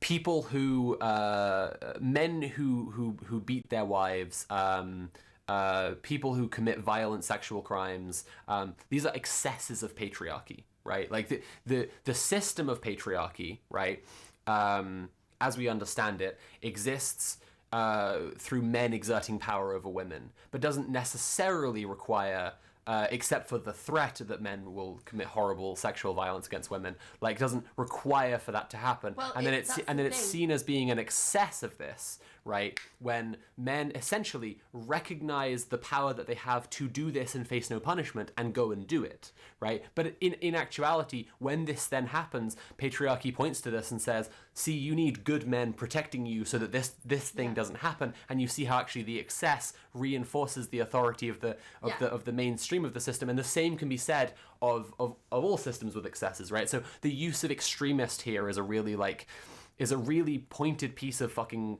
propagandistic rhetoric, right? To say that it's extremist Israeli settlers, right, who are doing the violence, right? Normal Israeli settlers, they just go live somewhere. They're just dudes who want to live in a place, right? But it's the extremist ones, the excesses to the system, right? But it should always be remembered that, like, excesses of a system are a crucial part of the function of the system. Like, even if they are variously tutted or criminalized or punished. But they will be. That's what I'm saying. Like, Yeah, they it's a they necessary of course part. will be, because that's the nature of an excess. Is that the system itself must be kind of, any system must have a certain amount of like homeostasis. So it must effectively self-police its own excesses in order to function and to exist. It must recognize and shame and tut its excesses in order for it to exist at all. Otherwise, like, it just immediately crumbles, right? A system that has these excesses and just makes no acknowledgement of them whatsoever, right, is seen as just like utter fucking evil and must be destroyed. And again, this is like the difference between the Hebrew language understanding of all of this and the English language understanding of all of this, because, you know, in Israel, like, this is like, you know, in the Hebrew speaking version of this discourse, this is just like part of the fucking celebrated mission of wiping out all Palestinians. Right? But in the English discourse of all of this, it needs to be understood as an excess, which is why it's described as extremist. You know, and there have been periods of Israel's history, like, you know, where they had slightly, you know, less openly fascist government, obviously inherently fascist, as as a settler colonial state, but where settlers would be policed by the IDF to a moderate extent, right? As you say, tutting and policing the excesses within the system, while the settlers are still being facilitated, encouraged, and protected in other places, and whilst the IDF is still brutalizing and punishing all of the Palestinians around the settlements. Right, back into the thing. We're so nearly done. Oh god, I so desperately want to not be reading Hillary Clinton's words anymore. Extremist Israeli settlers and stop building new settlements that make it harder to imagine a future Palestinian state. It's just, oh god. Ultimately, the only way to ensure Israel's future as a secure, democratic, Jewish state is by achieving 2 states for 2 peoples. Fuck off. And in the region, Israel should resume serious negotiations with Saudi Arabia and others to normalize relations and build a broad coalition to counter Iran, of course. For now, Israel should focus on freeing the hostages, increasing humanitarian aid, protecting civilians, and ensuring that Hamas terrorists can no longer murder families, abduct children, exploit civilians as human shields, or start new wars. But when the guns fall silent, the hard work of peace building must begin. There is no other choice. Even her ending line, like, does not actually make a sound argument against a ceasefire right now. Like, the hard work of peace building must begin when the guns fall silent. It's just like, well, so why can't that be right now? Like, why can't it just be that there's a ceasefire right now and the hard work of peace building? Like, that's fucking nonsense. You've said nothing in this entire article that, like, that could... Yeah, anyway. If you've been enjoying the stream, please consider paying for the stream. You can subscribe or cheer or donate directly using command tip. We want to get to £900 on the donor goal today. We're currently at 776. I would really appreciate any support you can give with command tip. Okay, I want to talk about what the article is doing and what, like, Zionist propaganda systematically reproduces over and over again, right? We talked about this idea of it being, like, it's too complex for you to understand, so don't offer your opinion because you couldn't possibly, because, right? This is one of them. The arguments against ceasefire... for you to offer your opinion, right? Right. The arguments against ceasefire are, like, just such a fascinating set of nonsense, because very similar to, like, the article that we read the other day, they just argue around anything. Like, there is no sound logical argument to not have a ceasefire right now. And they're close, their most proximate one is, if there's a ceasefire right now, Hamas will do more bad stuff later. And it's like, her ending line, like, the hard work of peace building must begin, there is no other choice.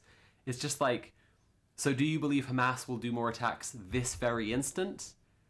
Do you see no way round where, like, the diplomats, the peace building could happen if there was a ceasefire right now? Like, there is an illusory ceasefire at some future point dangled in front of us, right? This is something she alluded to earlier in the thing, right? An eventual ceasefire. I don't remember her exact wording of it, actually. But at the right time was the way that she basically phrased it. Like, she names the possibility of Israel moving in to occupy, like, physically settle Gaza after this ethnic cleansing. Yeah.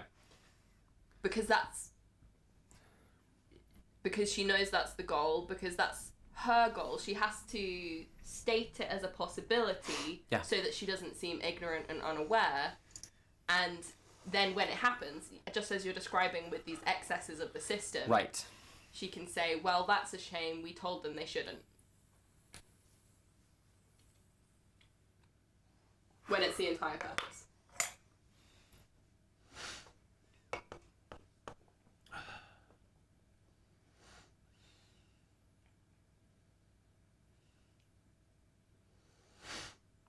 Chat, you have thoughts on the systematic functions of this article, what it's trying to achieve, what it has in common with other Israeli propaganda, other Zionist propaganda.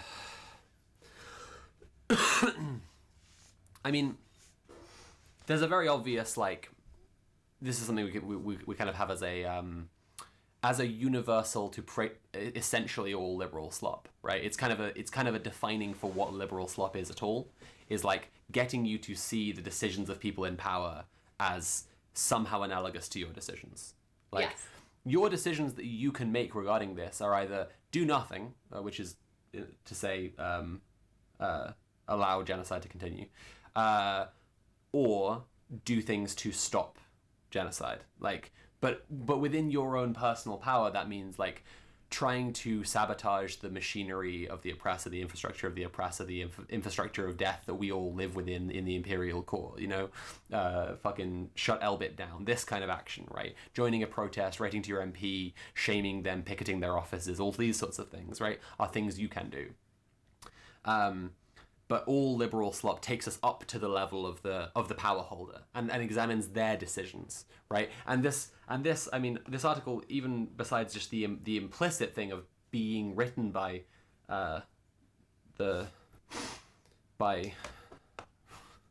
Rodham is just such a funny name. I know it's like it's her maiden name, right? It's not a middle name. Oh, I thought it was. Oh yeah, I don't know. But yeah, even besides being written by Hillary Clinton, like it opens like, I knocked on the door of President Barack Obama while we were flying around the world, and I flew over here and I did this stuff, and it's just like, I sipped martini and it was blissful. So again and again, we're just taken away from the things that we, the reader, could actually do in the real world, and into the mind, into the shoes, into the decision-making position of like these awful fucking ghouls. She's there saying, hey, I'm a real person with real physical sensory experiences. Yeah. Also, I have a tough job, but I'm doing it really well, and here's why. Put what it this would way, you right? do in my situation? Put it this way, right?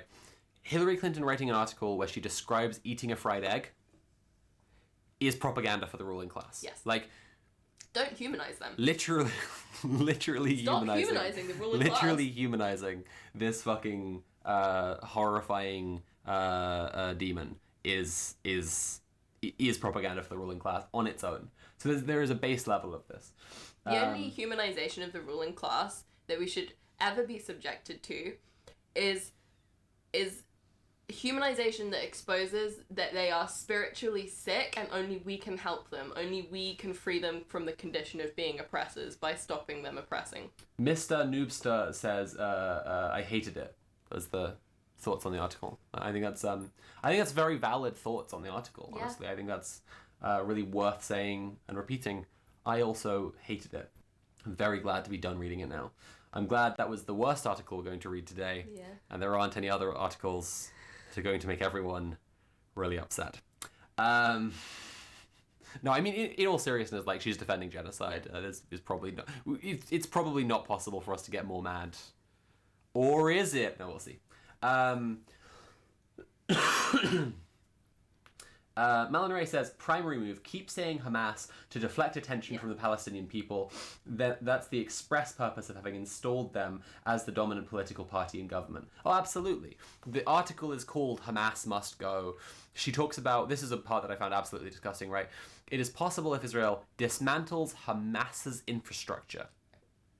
Right? Meaning Palestinian infrastructure. Yeah, like that's just Gaza's infrastructure. Like this is the other side of the this is the other crucial part of like the human shield rhetoric, is that like they are claiming that like they're creating this kind of horrible, again, to return to like the kind of like biological parasite view that they take on Palestinians. Like they have this idea that there's the Palestinian population and inside them is Hamas. Yeah. You know, on the inside, and you have to kill the Palestinians to get to them. But it's like, it's a belief that inside every Palestinian is Hamas. In other words, they're correctly identifying that Hamas is fighting for Palestinian liberation and the abolition of the Israeli state, and they're recognizing that every Palestinian could well support this goal, and so they must kill the innocent civilian to wipe out this ideology. They simultaneously utilize this hard line. One sec, my love. Grimlock Master just gifted 5 tier 1 subs to Claire Sanitaire, Spectra Wrestles, Sophiskai, Leon DeBauer, and Ginger with Envy. Congratulations to all of you. You now have tier 1 subscriptions to my channel. Sorry, Karen. They simultaneously, and this is, specifically like Western European rhetoric, specifically draws this hard line between Hamas and Palestinian civilians, while Israeli military, Israeli media and politicians rhetorically merge them because they're conducting genocide against the Palestinian people in Gaza. They in English-speaking media, they draw this line between Hamas and Palestinians as if Hamas is a single unit that can be destroyed, rather than,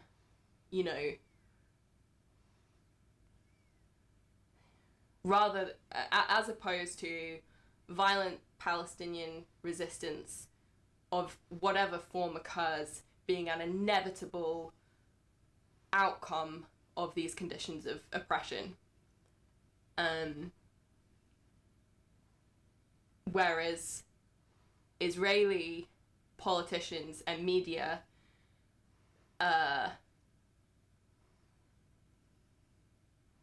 do speak more as if Hamas is just the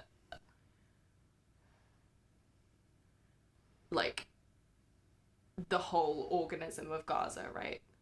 The whole organism of Palestinians is Hamas.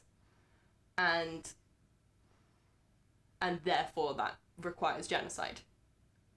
Yeah. In the way they speak about it. I think you'll appreciate this comment from Fanboy is Transboy, who said, was it before or after this? Oh my goodness, I lost it. No, I didn't. Not to sound stupid, but I kind of don't care if Hamas is the supposed main target and the Palestinians are just collateral. Yeah. Like, Hamas are people course. Too. Not saying I agree with Hamas on everything, but yeah. I'm just trying to, like, what I'm saying about this thing about, like, Hamas being, like, inside the Palestinians, like, I just think it's really important to... This, too, has to do with this idea of the center. Yeah. Right? Yeah. Chat, you remember I was talking about the center of the system? You paying attention, chat? I know you are. Good chat. Like, there's this idea of, like... there's this... In the same way that there's an idea of the king at the center of a kingdom, right? Explicitly, all of the Zionist rhetoric is saying that somewhere in Gaza, there's a group of people who are Hamas, right? And I'm not saying that this is inaccurate, because, like, Hamas are a group of people. Like, there is a group of people who are Hamas, right? And also, obviously, the vast majority of people in Gaza have never done any violence to anyone. Yeah. But in their actions they're showing what their actual belief is, right? Which again is more like this thing I was saying about the kingdom is upheld by everyone believing in the king, like everyone believing in the kingdom. The center exists in everyone's minds, not in the king. Similarly, like, explicitly they're talking as if Hamas is somewhere, and if they can kill enough innocent Palestinians, they'll get to the guilty Palestinians, get rid of them, and it'll be fine. Yeah. But they're showing in their actions that what they believe is inside every innocent Palestinian is the guilty Palestinian, so they must kill every Palestinian, including to get rid of the guilty ones. Because nits make lice. No, absolutely, That's the genocidal colonial logic. Yeah. That children grow up to be a problem. It's just that there are like, I've said this a bunch of times on liberal slop streams, like the way that there is some kind of object and people are viewing it from different sides, right? Like the people are seeing like the sort of like, you know, the red light's here casting one shadow, the blue light's here casting another shadow, right? But it's the same object being witnessed. And it's like, in this case, right, there's Israel and its government and its soldiers and all this, right? Seeing this object, genocide, the genocide they want to and are carrying out. And there's Palestine and the supporters of Palestine seeing the genocide and what they're carrying out. And then there's ghouls like Hillary Clinton, right? And their role in this is so insidious and disgusting and so fucking shameless. Yeah. Because what they're doing is they're just like I mean, like, to revisit a joke from a minute ago, they're fully just like pretending in such a pathetic and facile way the object doesn't exist. I was going to say... They're turning to face one of the parties looking at the thing and allowing the other party to get, you know, to have it, to possess it, to continue with it, and trying to disguise it in all sorts of absolutely, like, transparent and ridiculous and pale disguise. Like, it's just to... No, it's just like... Yeah. I was going to say, like, centrist fearmonger about populism in general and try to smear working class power as dangerous radical populism. Yeah. And associate it with far right ideology and action. And the tools that they use to do this is often exactly what you're describing, where the far right correctly see that the excesses of the system are how the system is part of how the system is maintained. Yes. And they rebel against the status quo that punishes those excesses. Yes. Where the left, you know, the radical left... Fascists are materialists who have accepted the goals of... They just think it's good. Yeah, the fascists are materialists who have accepted the goals of the hegemony as correct. Like, fascists see so much of materialism and act within it, use it, explicitly use the tools of materialism to achieve their goals. But their intents are to take all systems of oppression and ramp them up to 11. Yeah. I'm actually going to take a 10-minute break because this article has been a lot and we have been reading it for 2 fucking hours now. If you've been enjoying the stream, please consider paying for the stream. You can subscribe or cheer or donate directly using Command Tip. I'd really appreciate if you donated with Command Tip, because we're trying to get to £900 on the dono goal today. We're currently at 776. We haven't moved from there in a little bit. I'd really appreciate getting some more donos in. We're going to go on to... oh, goodness gracious me. We're going to go on to an article from The Times by Kenny Farquharson. How the trans row will end in compromise. In 10 minutes after a little break. Okay, sorry. Cool, that's great. Yes, hello. Just to reaffirm the fundamental, like, across the board systematic liberal slop conception that we're discussing here. The centrist's job is to reaffirm the status quo. I'm trying to go pee and she just won't let me. The centrist's job is to reaffirm the status quo and say, well, those excesses are a shame, we will deal with them, but they're not intentional. The fundamental goal and status quo is good all the time, and that's what Hillary Clinton is doing with this article. She's gesturing at some of the excesses. Meanwhile, the actual people acting are all excesses all the time. Right? Well, she's trying to, but this is the thing, like, this is the see, now I want to go pee now. I love you so much. She is constructing a different system. Like, this is the sleight of hand going on here. She is painting for us an utterly different system of Israel than the one that exists. She is... this thing about, like, the far-right government, and it needs to be a centrist government who can take the hard decisions and make a two-state solution and all this stuff, like...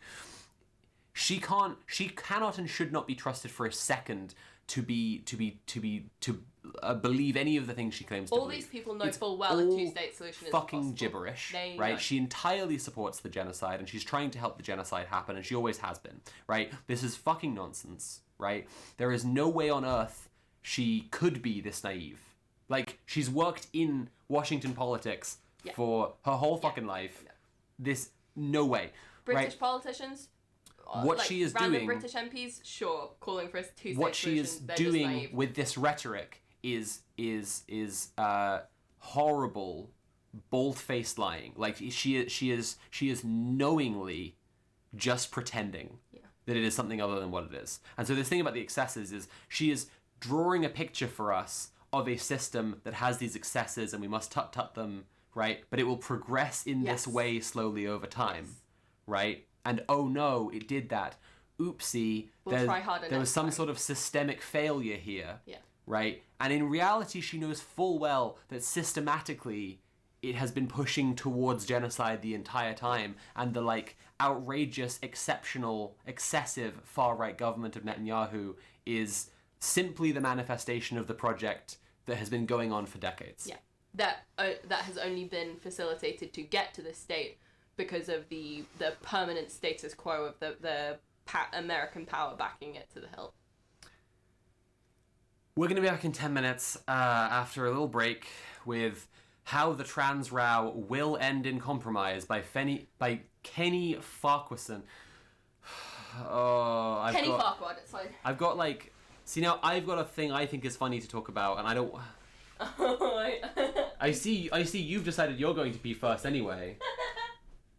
Okay, I'm just going to tell you the thing, chat. I think it's funny. So, there's this creepy TERF who made a video about me a while ago. And, like, I'm obviously not going to give any details because, fucking, he's not getting the free promo. But, like, he trolled through all my stuff, made this horrible video where he's, like, obsessing over, like, what kind of sex I have and stuff. Really creepy. And, recently he's, like, marginalized himself among the TERFs because all the TERFs fucking love Israel and he's pro-Palestine. And I just, like, one of the things that he did in the video was, like, he had a clip from our stream which he'd like blurred Nat's face because, you know, cis people, they don't deserve to be the target of online harassment. They don't deserve to be shopped out to fascists and targeted. Only trans people do. And it was but even though he'd like blurred out her face, he'd taken a clip where she was talking about what was it about? It was about class politics in some function. She was talking about someone who is literally like an aristocrat. She was calling the person she was talking about bourgeois, and he'd used this clip to imply that we are just like ridiculous, out of touch, you know, university liberals, right? Because we use words like bourgeois. And, you know, occasionally I just, you know, I'll admit, I'm human. I think about my haters sometimes. They give me power.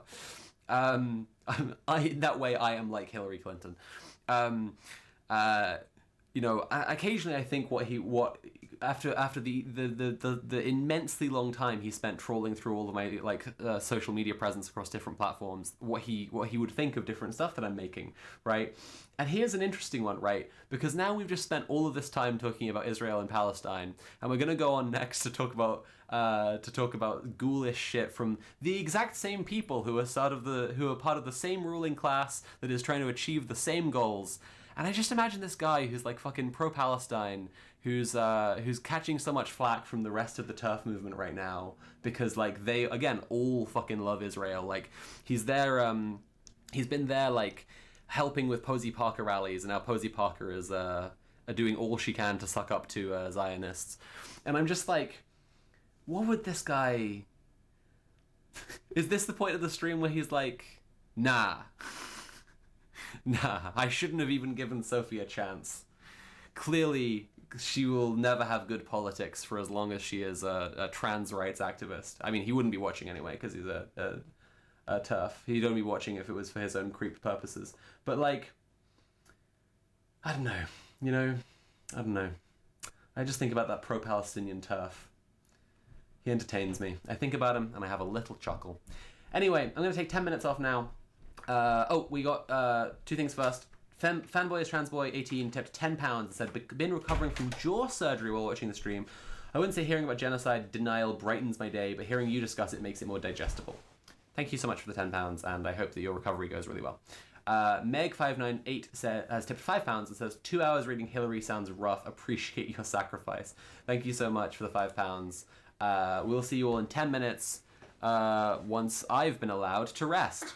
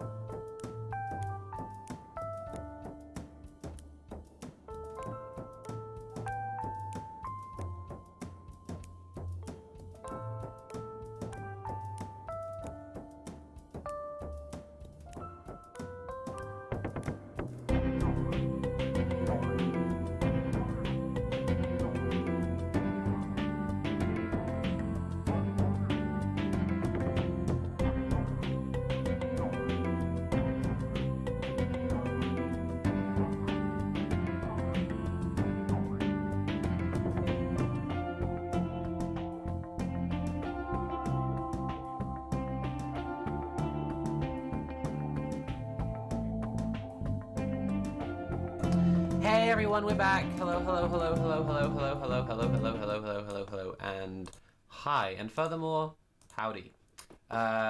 Some people joined in during the gap there. Who's new? Who's new?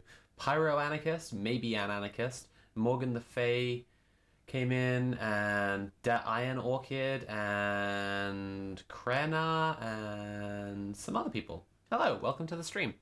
We're about to read How the Trans Row Will End in Compromise, a nightmarish article by a man whose head is the following shape. Goodness gracious. Look at that head. Hang on a second. Hang on a second. This is horribly on theme, but fucking... I think I've seen this guy before somewhere. I think I've seen this fella. I think I've seen this guy before somewhere. Hang on a minute. Whoa now. Hold up.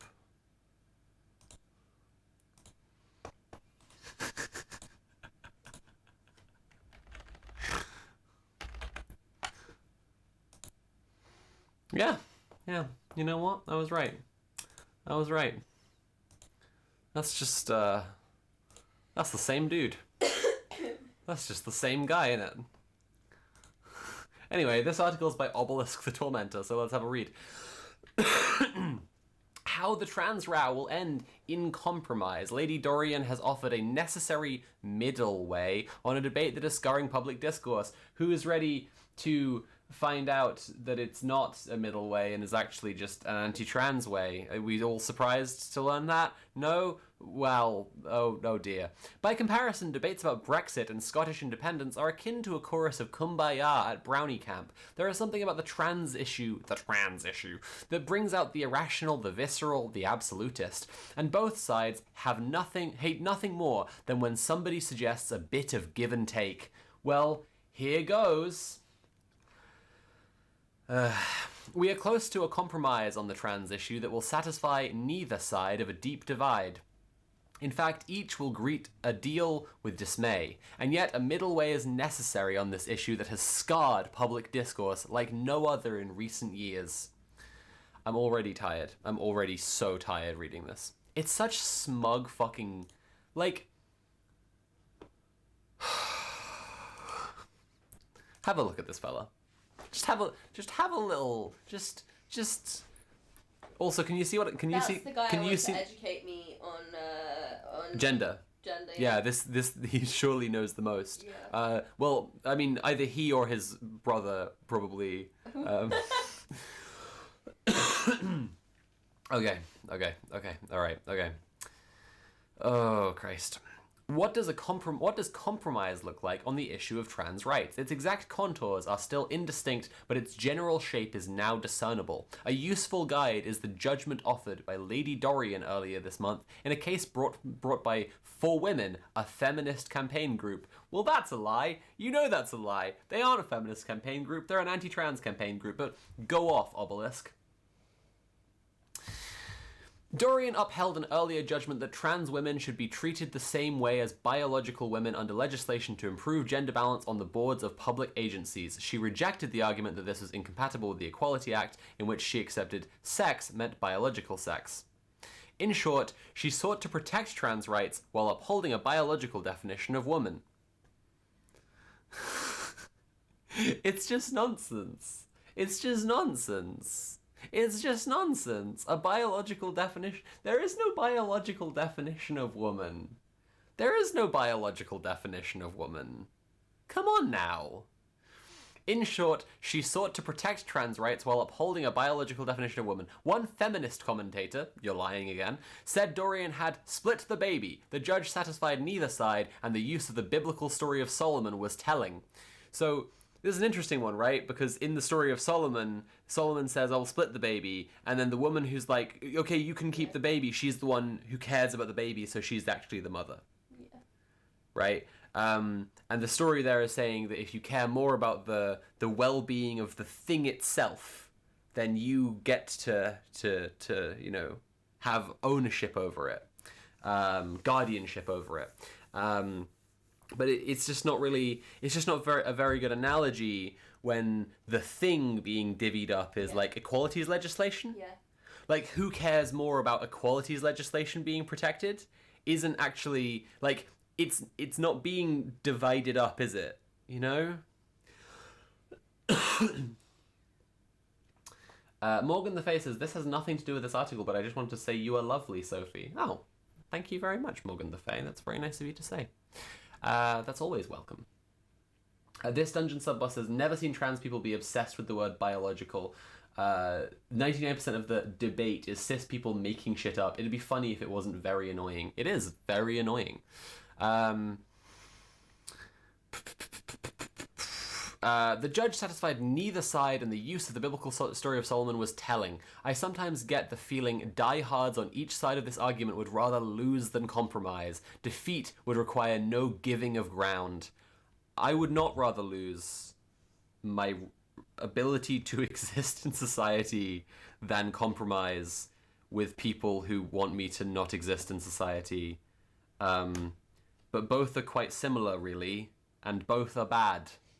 So, thanks for just spouting gibberish, I guess. Dorian's judgment will not be the final word. There are still two factors that will shape the final outcome. One is a UK government legal challenge to the Scottish Government's gender reform bill.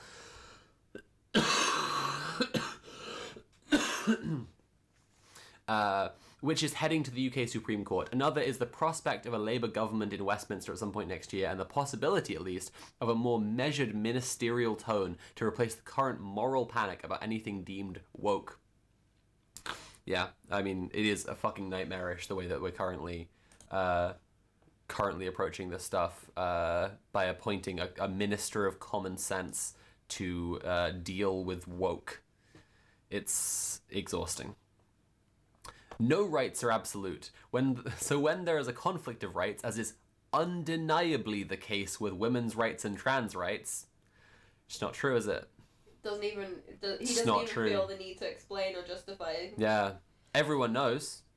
Everyone knows there's a conflict between women's rights and trans rights. I mean, look at all those women who say there are, and all the men, all the many, many, many more men backing them up, and then all of the women who say there aren't, and all the trans people who say there aren't. Who can you possibly believe? Undeniably there's a conflict. It's always, the same media political class that created a zero-sum game out of racism in this country is creating a zero-sum game out of, protection from the patriarchy that they're maintaining. Yeah. Brief aside, if you're enjoying the stream, please consider paying for the stream. You can subscribe or cheer or donate directly using Command Tip. I'm doing my job right now and also doing my job quite late at night and would quite like to be paid for doing my job. So we're trying to hit £900 by the end of the stream. We're currently on $791, so please tip if you can. Anyway, undeniably the case with women's rights and trans rights. There has to be an accommodation of some kind. This is difficult when, as has happened before, both sides of the argument default rapidly to their extremes. A key belief of gender critical feminism. Interesting how we've just jumped from it being a feminist group to a gender critical feminist group, right. And we just made that jump with no. Oh my god. Okay, so here's something delightful about this website, is that apparently the only thumbnail they have for other articles by Kenny Farquharson are just pictures of his face. So when they're recommending... Oh, Christ. Oh, wow. Woo. Okay, anyway. A key belief of gender-critical feminism is that a man can never become a woman. Presenting an extremist anti-trans hate group as implicitly reasonable. A man can never become a woman. This will obviously appeal to most people who haven't thought about gender for more than 10 seconds, like Kenny Farquharson.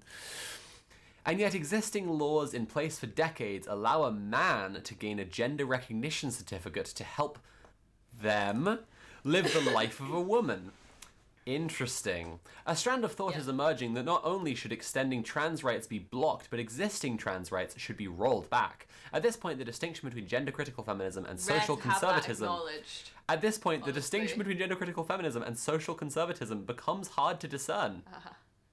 Genuinely, like, he is doing a lot. It's really, this is a bizarre article because he's doing a lot of honesty.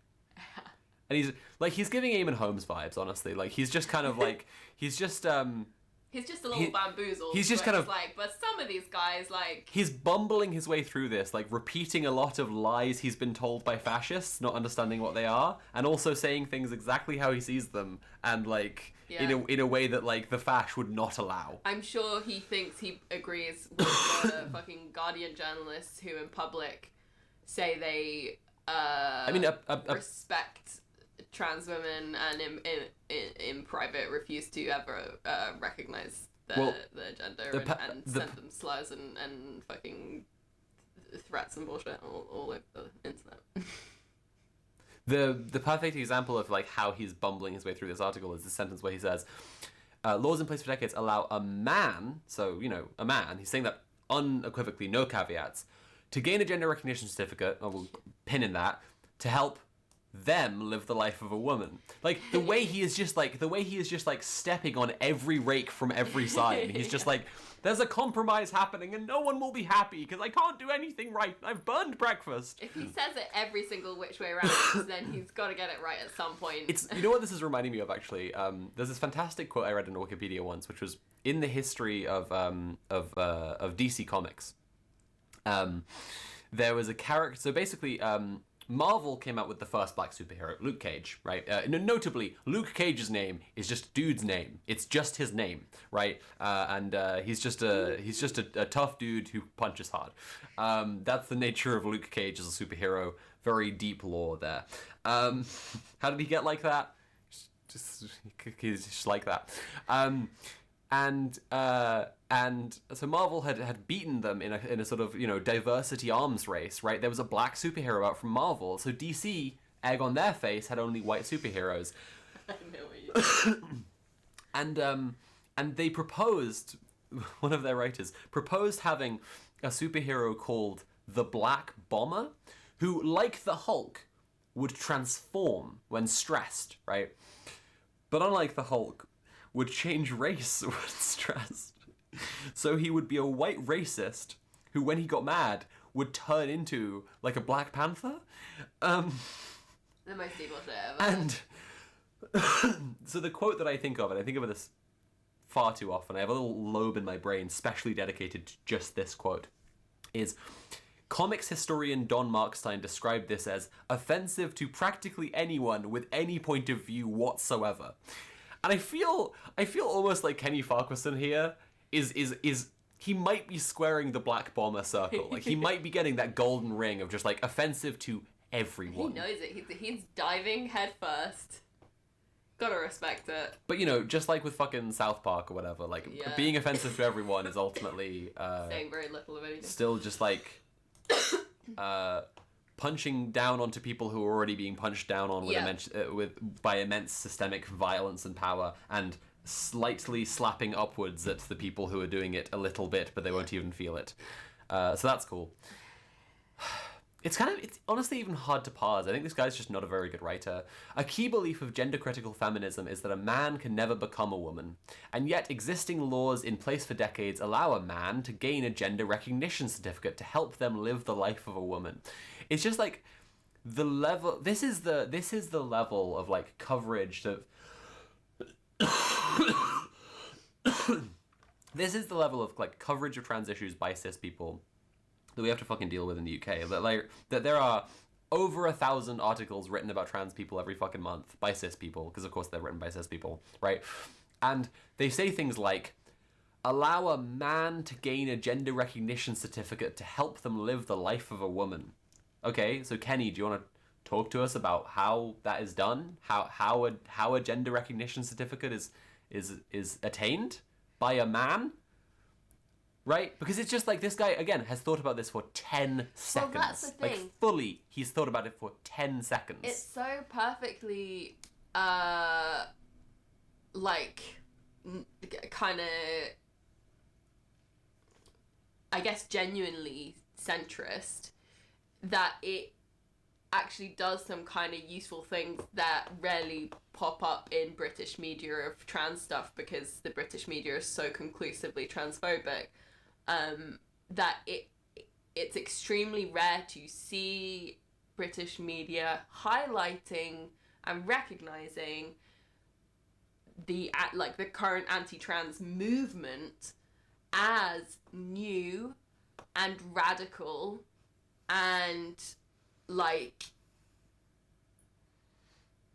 as actively trying to roll back trans rights that have existed for decades already, which is very rare to see in like discussions about, and I feel like he's only facilitated in doing this because he comes to obviously centrist conclusions, right? But it's very rare to see that recognized. Yeah, it's just like, this is part of why we call it liberal slop, right? Is that just like so often it's just fucking sloppy. Like it's just piss poor journalism. Like this is just someone who thinks that just having like a take is the same as being a journalist. And again, he's thought about this for 10 seconds. Sorry, I've got a little bit distracted by chat here because what is it? Iron Orchid. I didn't see your messages before. I'm sorry about that. I'm sorry if you've gotten upset. I don't check chat that often, and I just didn't see what's going on. Thank you for resubscribing. I see that now. I'm sorry that I missed it. I really appreciate the support.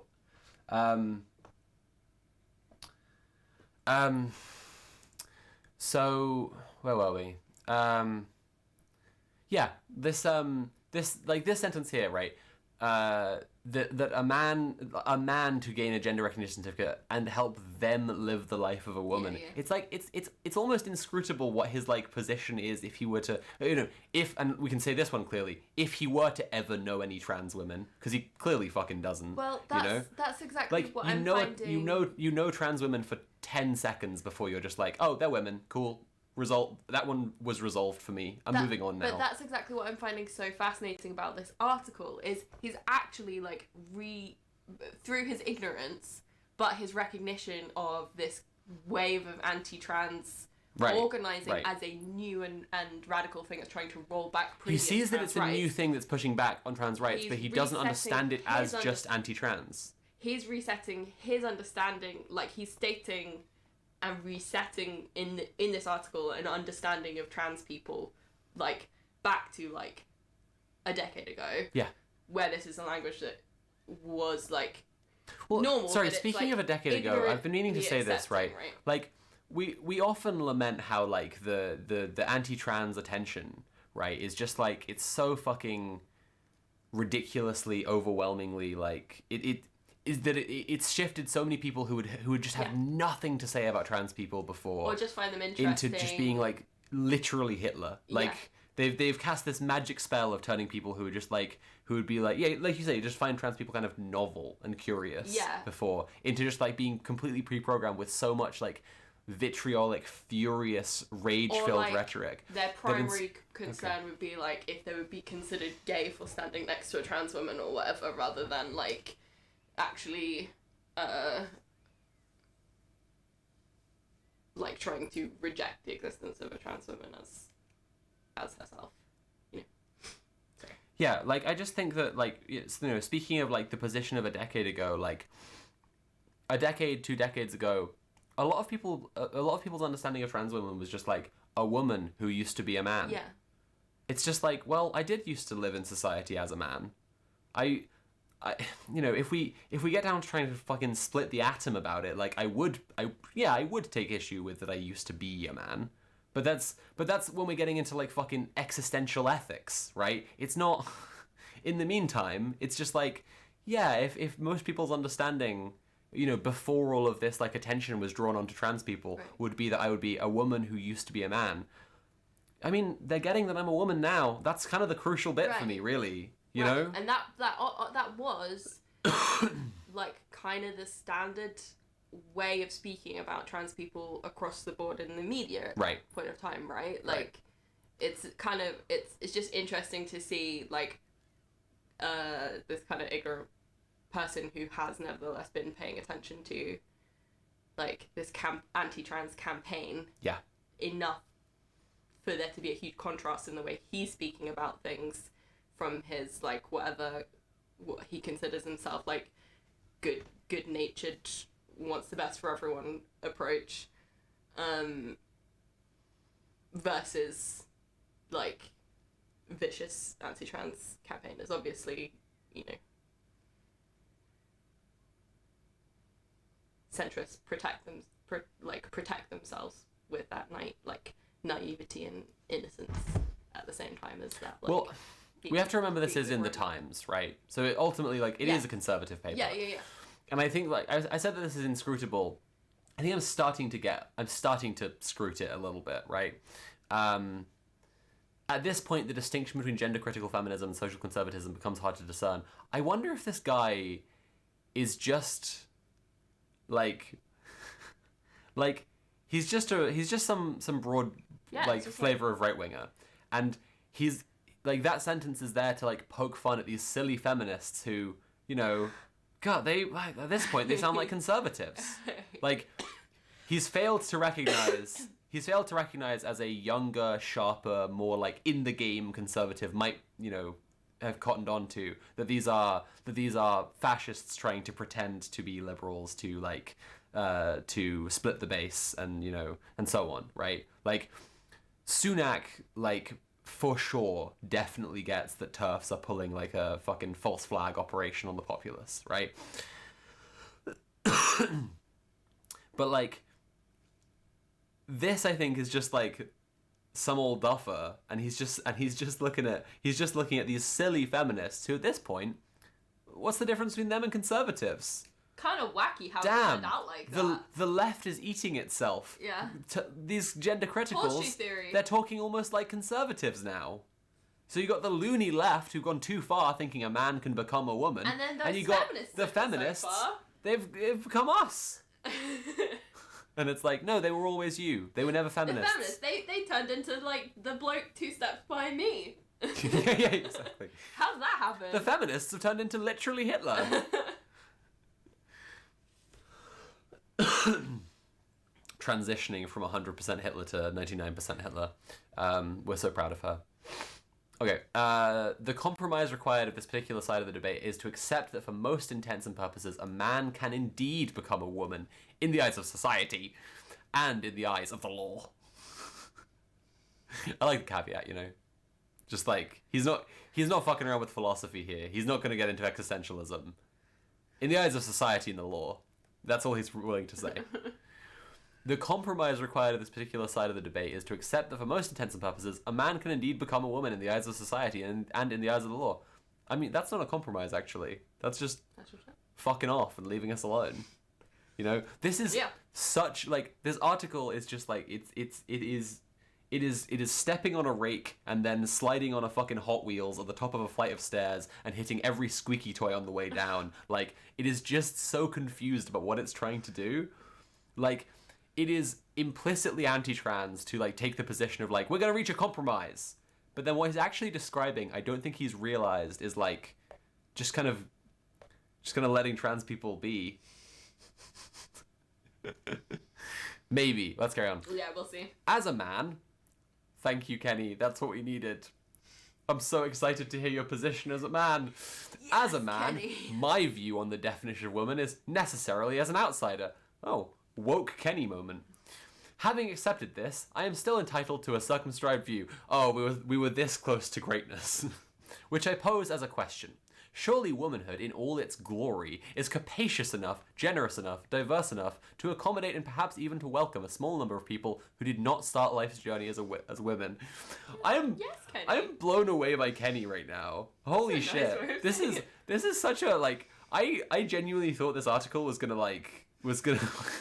be, like, insufferable. Once again, Eamon Holmes vibes. Like, we're just like wait, am I thinking of the right guy?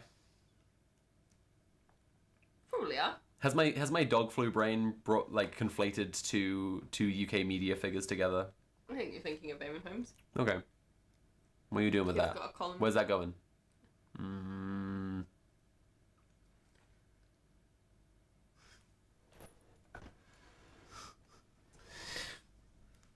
Adrian Childs? That is the other guy. Wait, Is mix the them other guy up. who occupies the same spot in my brain as Eamon Holmes. Yeah. So which one's which?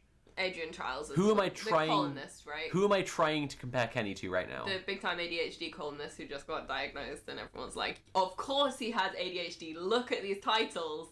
That is who I'd like to compare Kenny to right now. Yeah. Which one's that? Adrian Childs. Oh, okay. Anyway, this Adrian Childs vibes from Yeah. Kenny right now. He doesn't have an opinion. He doesn't have any well-informed opinions on this because he just forgot to. He forgot to do any research. Whoops. But then he actually has a good take. I'm loving woke Kenny. I'm loving being pleasantly surprised by this dude's take here. Well, see, I guess the test is in what he has to say about the material conditions of, like, trans existence, right? Well, let's read the next paragraph. Yeah. With sufficient safeguards, of There we go. course. Yep. Which is where the need for compromise from the trans lobby comes in. Lobby. Kenny, what are you doing? Show me the trans lobby. Put it in my hand. Fucking bring the trans lobby to me, Kenny. Anyway. This debate started with a desire to remove administrative obstacles in the way of someone who identifies as a different gender from the one into which they were born. Initially, this seemed reasonable. Then, SNP ministers rejected perfectly sensible measures to guard against an easing of controls being exploited by sexual predators and opportunists. Show me the sexual predators, Kenny. Put them in my hand. Bring them to me. Fucking where are they? Where... Kenny! Would you also like to buy a bridge, Kenny? Fucking hell. Okay. What has been fatally undermined in the course of this debate is the idea that gender recognition should be a simple case of self-identification. Has it? Is that your legal scholar opinion, or are you just a dude? Anyway. There is now ample evidence, despite blithe assurances initially from Scottish ministers, that male predators will abuse an easing of restrictions to gain access to vulnerable women. Is there? Is there? There's some tweets. There's lots of tweets. There's some articles. There's in the Guardian. plenty of There's tweets. J.K. Rowling. I'm so, like... Oh, God.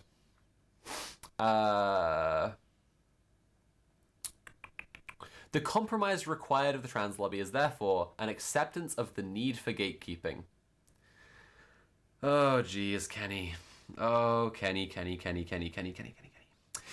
There is no need for gatekeeping of medicine. Like, this is when we talk about gatekeeping, we're talking about access to things that facilitate trans people living their lives, right? If you're talking about, like, gatekeeping, access to, like, the women's bathroom, the same gatekeeping that exists now would exist. Yeah. Because access to the women's bathroom is already done by self-identification. Access to changing rooms is already done by self-identification. Every single woman who uses a public women's space accesses it by self-ID. I think this is Every single person. So I do find this article fascinating. I have quite a few thoughts on it when we get to the end of it, but let's carry on with it. Right. Gatekeeping. Checks need to be made. Conditions need to be applied. This is a big change in someone's life. For their own sake. There should be a moderate degree of difficulty. The admin should not be like obtaining a library card. There should be no card. Anyway, and even when someone has succeeded in having their new gender legally recognized, sorry, he's just like, after all these full stops, he's decided to say "and" in a new paragraph, as if he was just continuing. Like, this guy is a disaster. I love this so much. Like, God, fucking beautiful. On Twitter, I called this article a brain fart, and it really is. Like, it's just gone. He wrote this next to the pool. Good for him. Honestly, like, get that back. Like there's sometimes when I'm covering stuff on liberal slop streams where I'm like, plausibly the author of this might watch this back at some point. You know, fucking the Foom Scroller may watch the Foom Scroller video. Kenny's too busy playing golf. I want to Like- make sure the Foom Scroller watches the Foom Scroller. Listen, I want listen, that listen, to go listen, stratospheric. You can live your spite-driven life and focus all your efforts on getting the Foom Scroller to see the Foom Scroller video. What I'm gonna do, right? I'm gonna make sure Kenny never sees this stream. I'm gonna go and befriend Kenny, and any time that he gets anywhere close to watching some of my content, I'm gonna present him with a new delightful activity. To just like, oh, here's a jigsaw. Throw the ball. He deserves to live in ignorant bliss, is what I'm saying. We'll see. Yeah. Let's see what he has to say about prisons. Right. Anyway, full stop. And even when someone has succeeded in having their new gender legally recognized, there will still be some defined areas of life that will tend to be the preserve of biological women and biological men. Women's prisons come to mind, others up for discussion. Again, this is what he's stating so cavalierly there. Yeah. Is a regression of the status quo. Yeah, exactly. Currently but it is just also like, this is another place where, like, again, just like fucking 10 minutes of talking to a trans woman would like completely sway you on this. Because you would just be like, oh, that's a woman. Oh my god, I do not want her going into a men's prison. Because like all the realities of that are the truth of what life is like for trans women in men's prisons become immediately apparent to you the moment that you clock that trans women are women. Which again, happens about 10 seconds after you meet a trans woman. You're just like, oh fuck.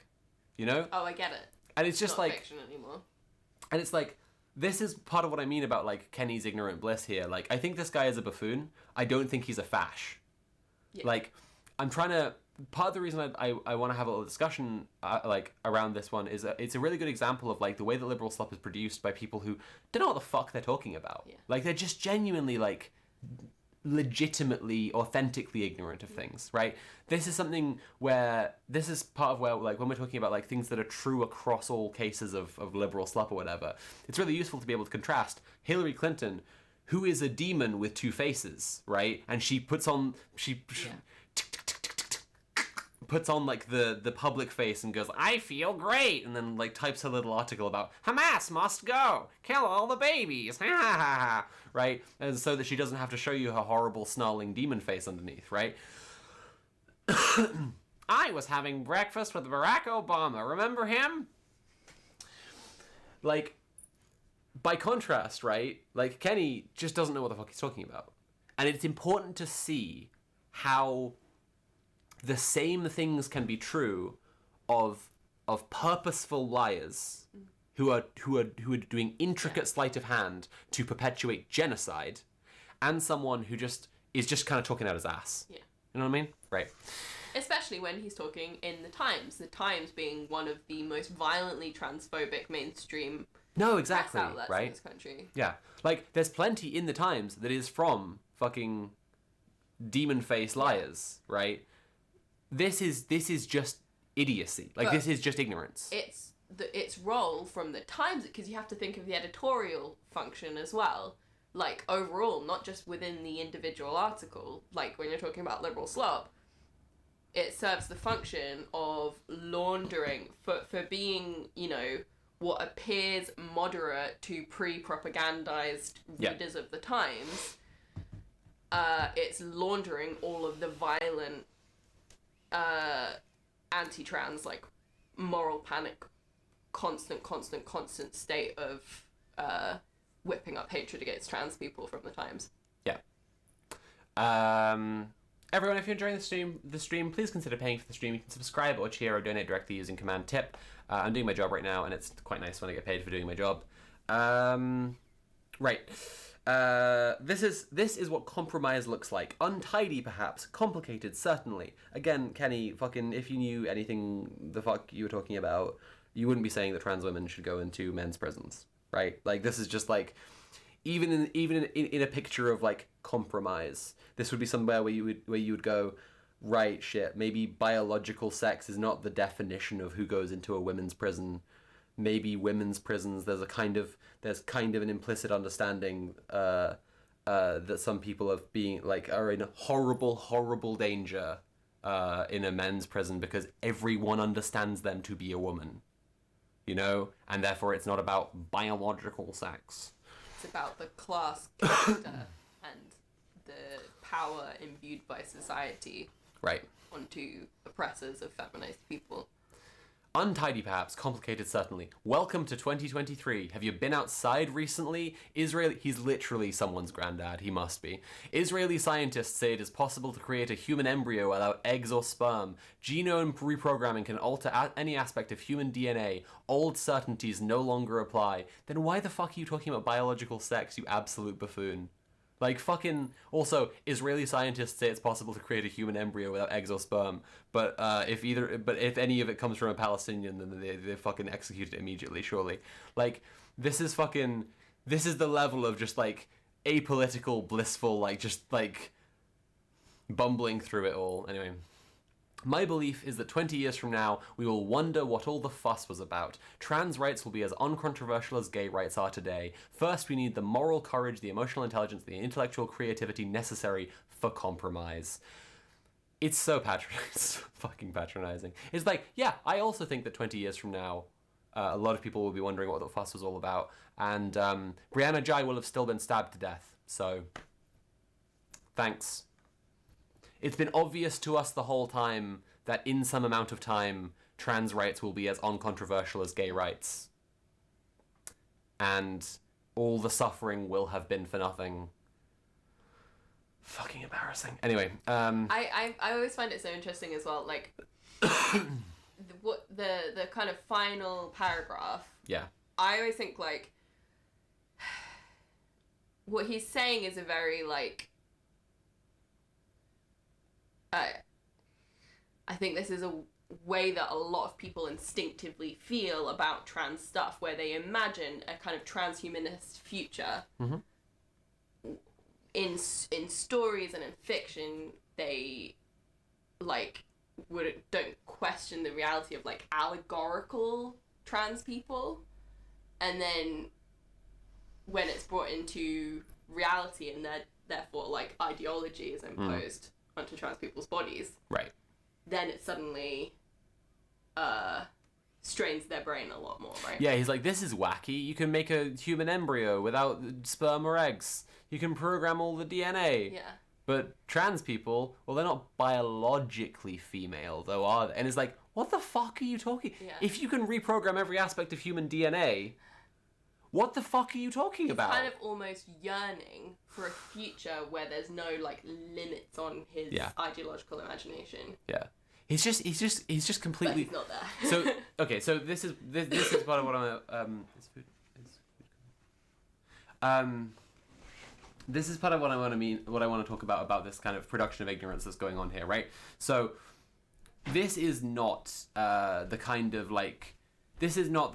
of sleek, deliberate transphobia as you get in so many places. And this is what I think is really worth examining about this article. This is so clearly someone who just doesn't know what the fuck he's talking about. And that's really interesting to me. Because he's just clumsily repeating a lot of quite bigoted stuff. But he doesn't really get it. There isn't the intent there. He is very intentionally trying to make an argument towards accepting trans people. He says in 20 years' time, trans rights will be as uncontroversial as gay rights. He's saying, we got to compromise because we got to accept trans people. Like, that's ultimately what he's saying. And then he's also saying trans women should go in men's prisons, right? Which is a horrifying thing to say. But he could only be, but he could only be saying the two things together authentically, and he really does appear to be saying them authentically, if he does not understand how horrifying it is to put a trans woman into men's prisons, you know? And so it's really interesting to see how, like, it's interesting to see, and it also provides us with an interesting opportunity in terms of countering the production of ignorance, right? Is that narratives are created, right? So we've got biological sex, gender critical feminism, just, you know, appearing throughout this as being accepted as feminism. Very silly.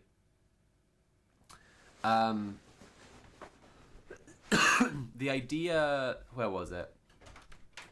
When he said, this is a big change in someone's life, right? So the idea that, like, people are foolishly transitioning without understanding what the consequences are going to be. these kinds of things pop up throughout the article. And these are talking points, they're rhetoric, they're for the turf cult, they are like thought terminating cliches.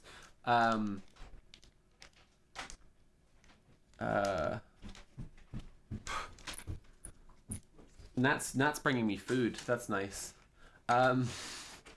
If you all enjoy when I have food, please consider using command tip so I can afford food in the future. I like being able to afford food. I just remembered about the fucking university not paying me again. I'm so annoyed. My brain is so smooth today. That's what the food is for. Chat, I'm realizing that I haven't eaten and that I did record 2 videos today and that I have been streaming for like 3 hours now. Also, you got me sushi. Yeah, because you wanted a little bit. Oh my god, I love you so much. It wasn't even that expensive. Oh.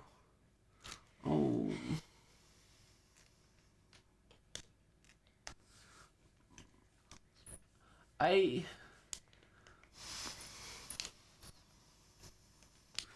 may need to stop the stream. I think I'm gonna cry. I'm just very tired from work, and you got me sushi as a surprise. Really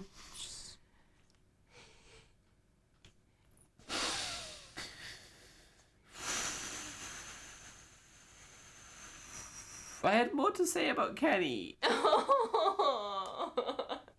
Tell me about Kenny. I don't think I can. Everyone's watching me.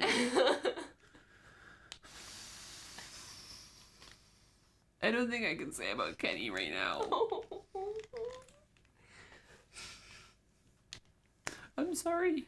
It's okay. Love you. I love you too. I'm just very sleepy and hungry. Yeah, you are.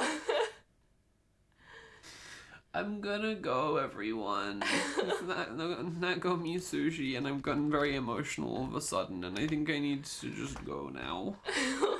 It's bedtime for Sophie. I'm gonna see if there's anyone I can raid.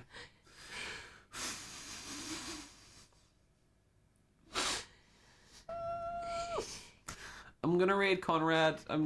You'd usually have more to say about explaining who Conrad is, but I'm just gonna raid Conrad. Great. Be nice to him, please. He's my favorite boy.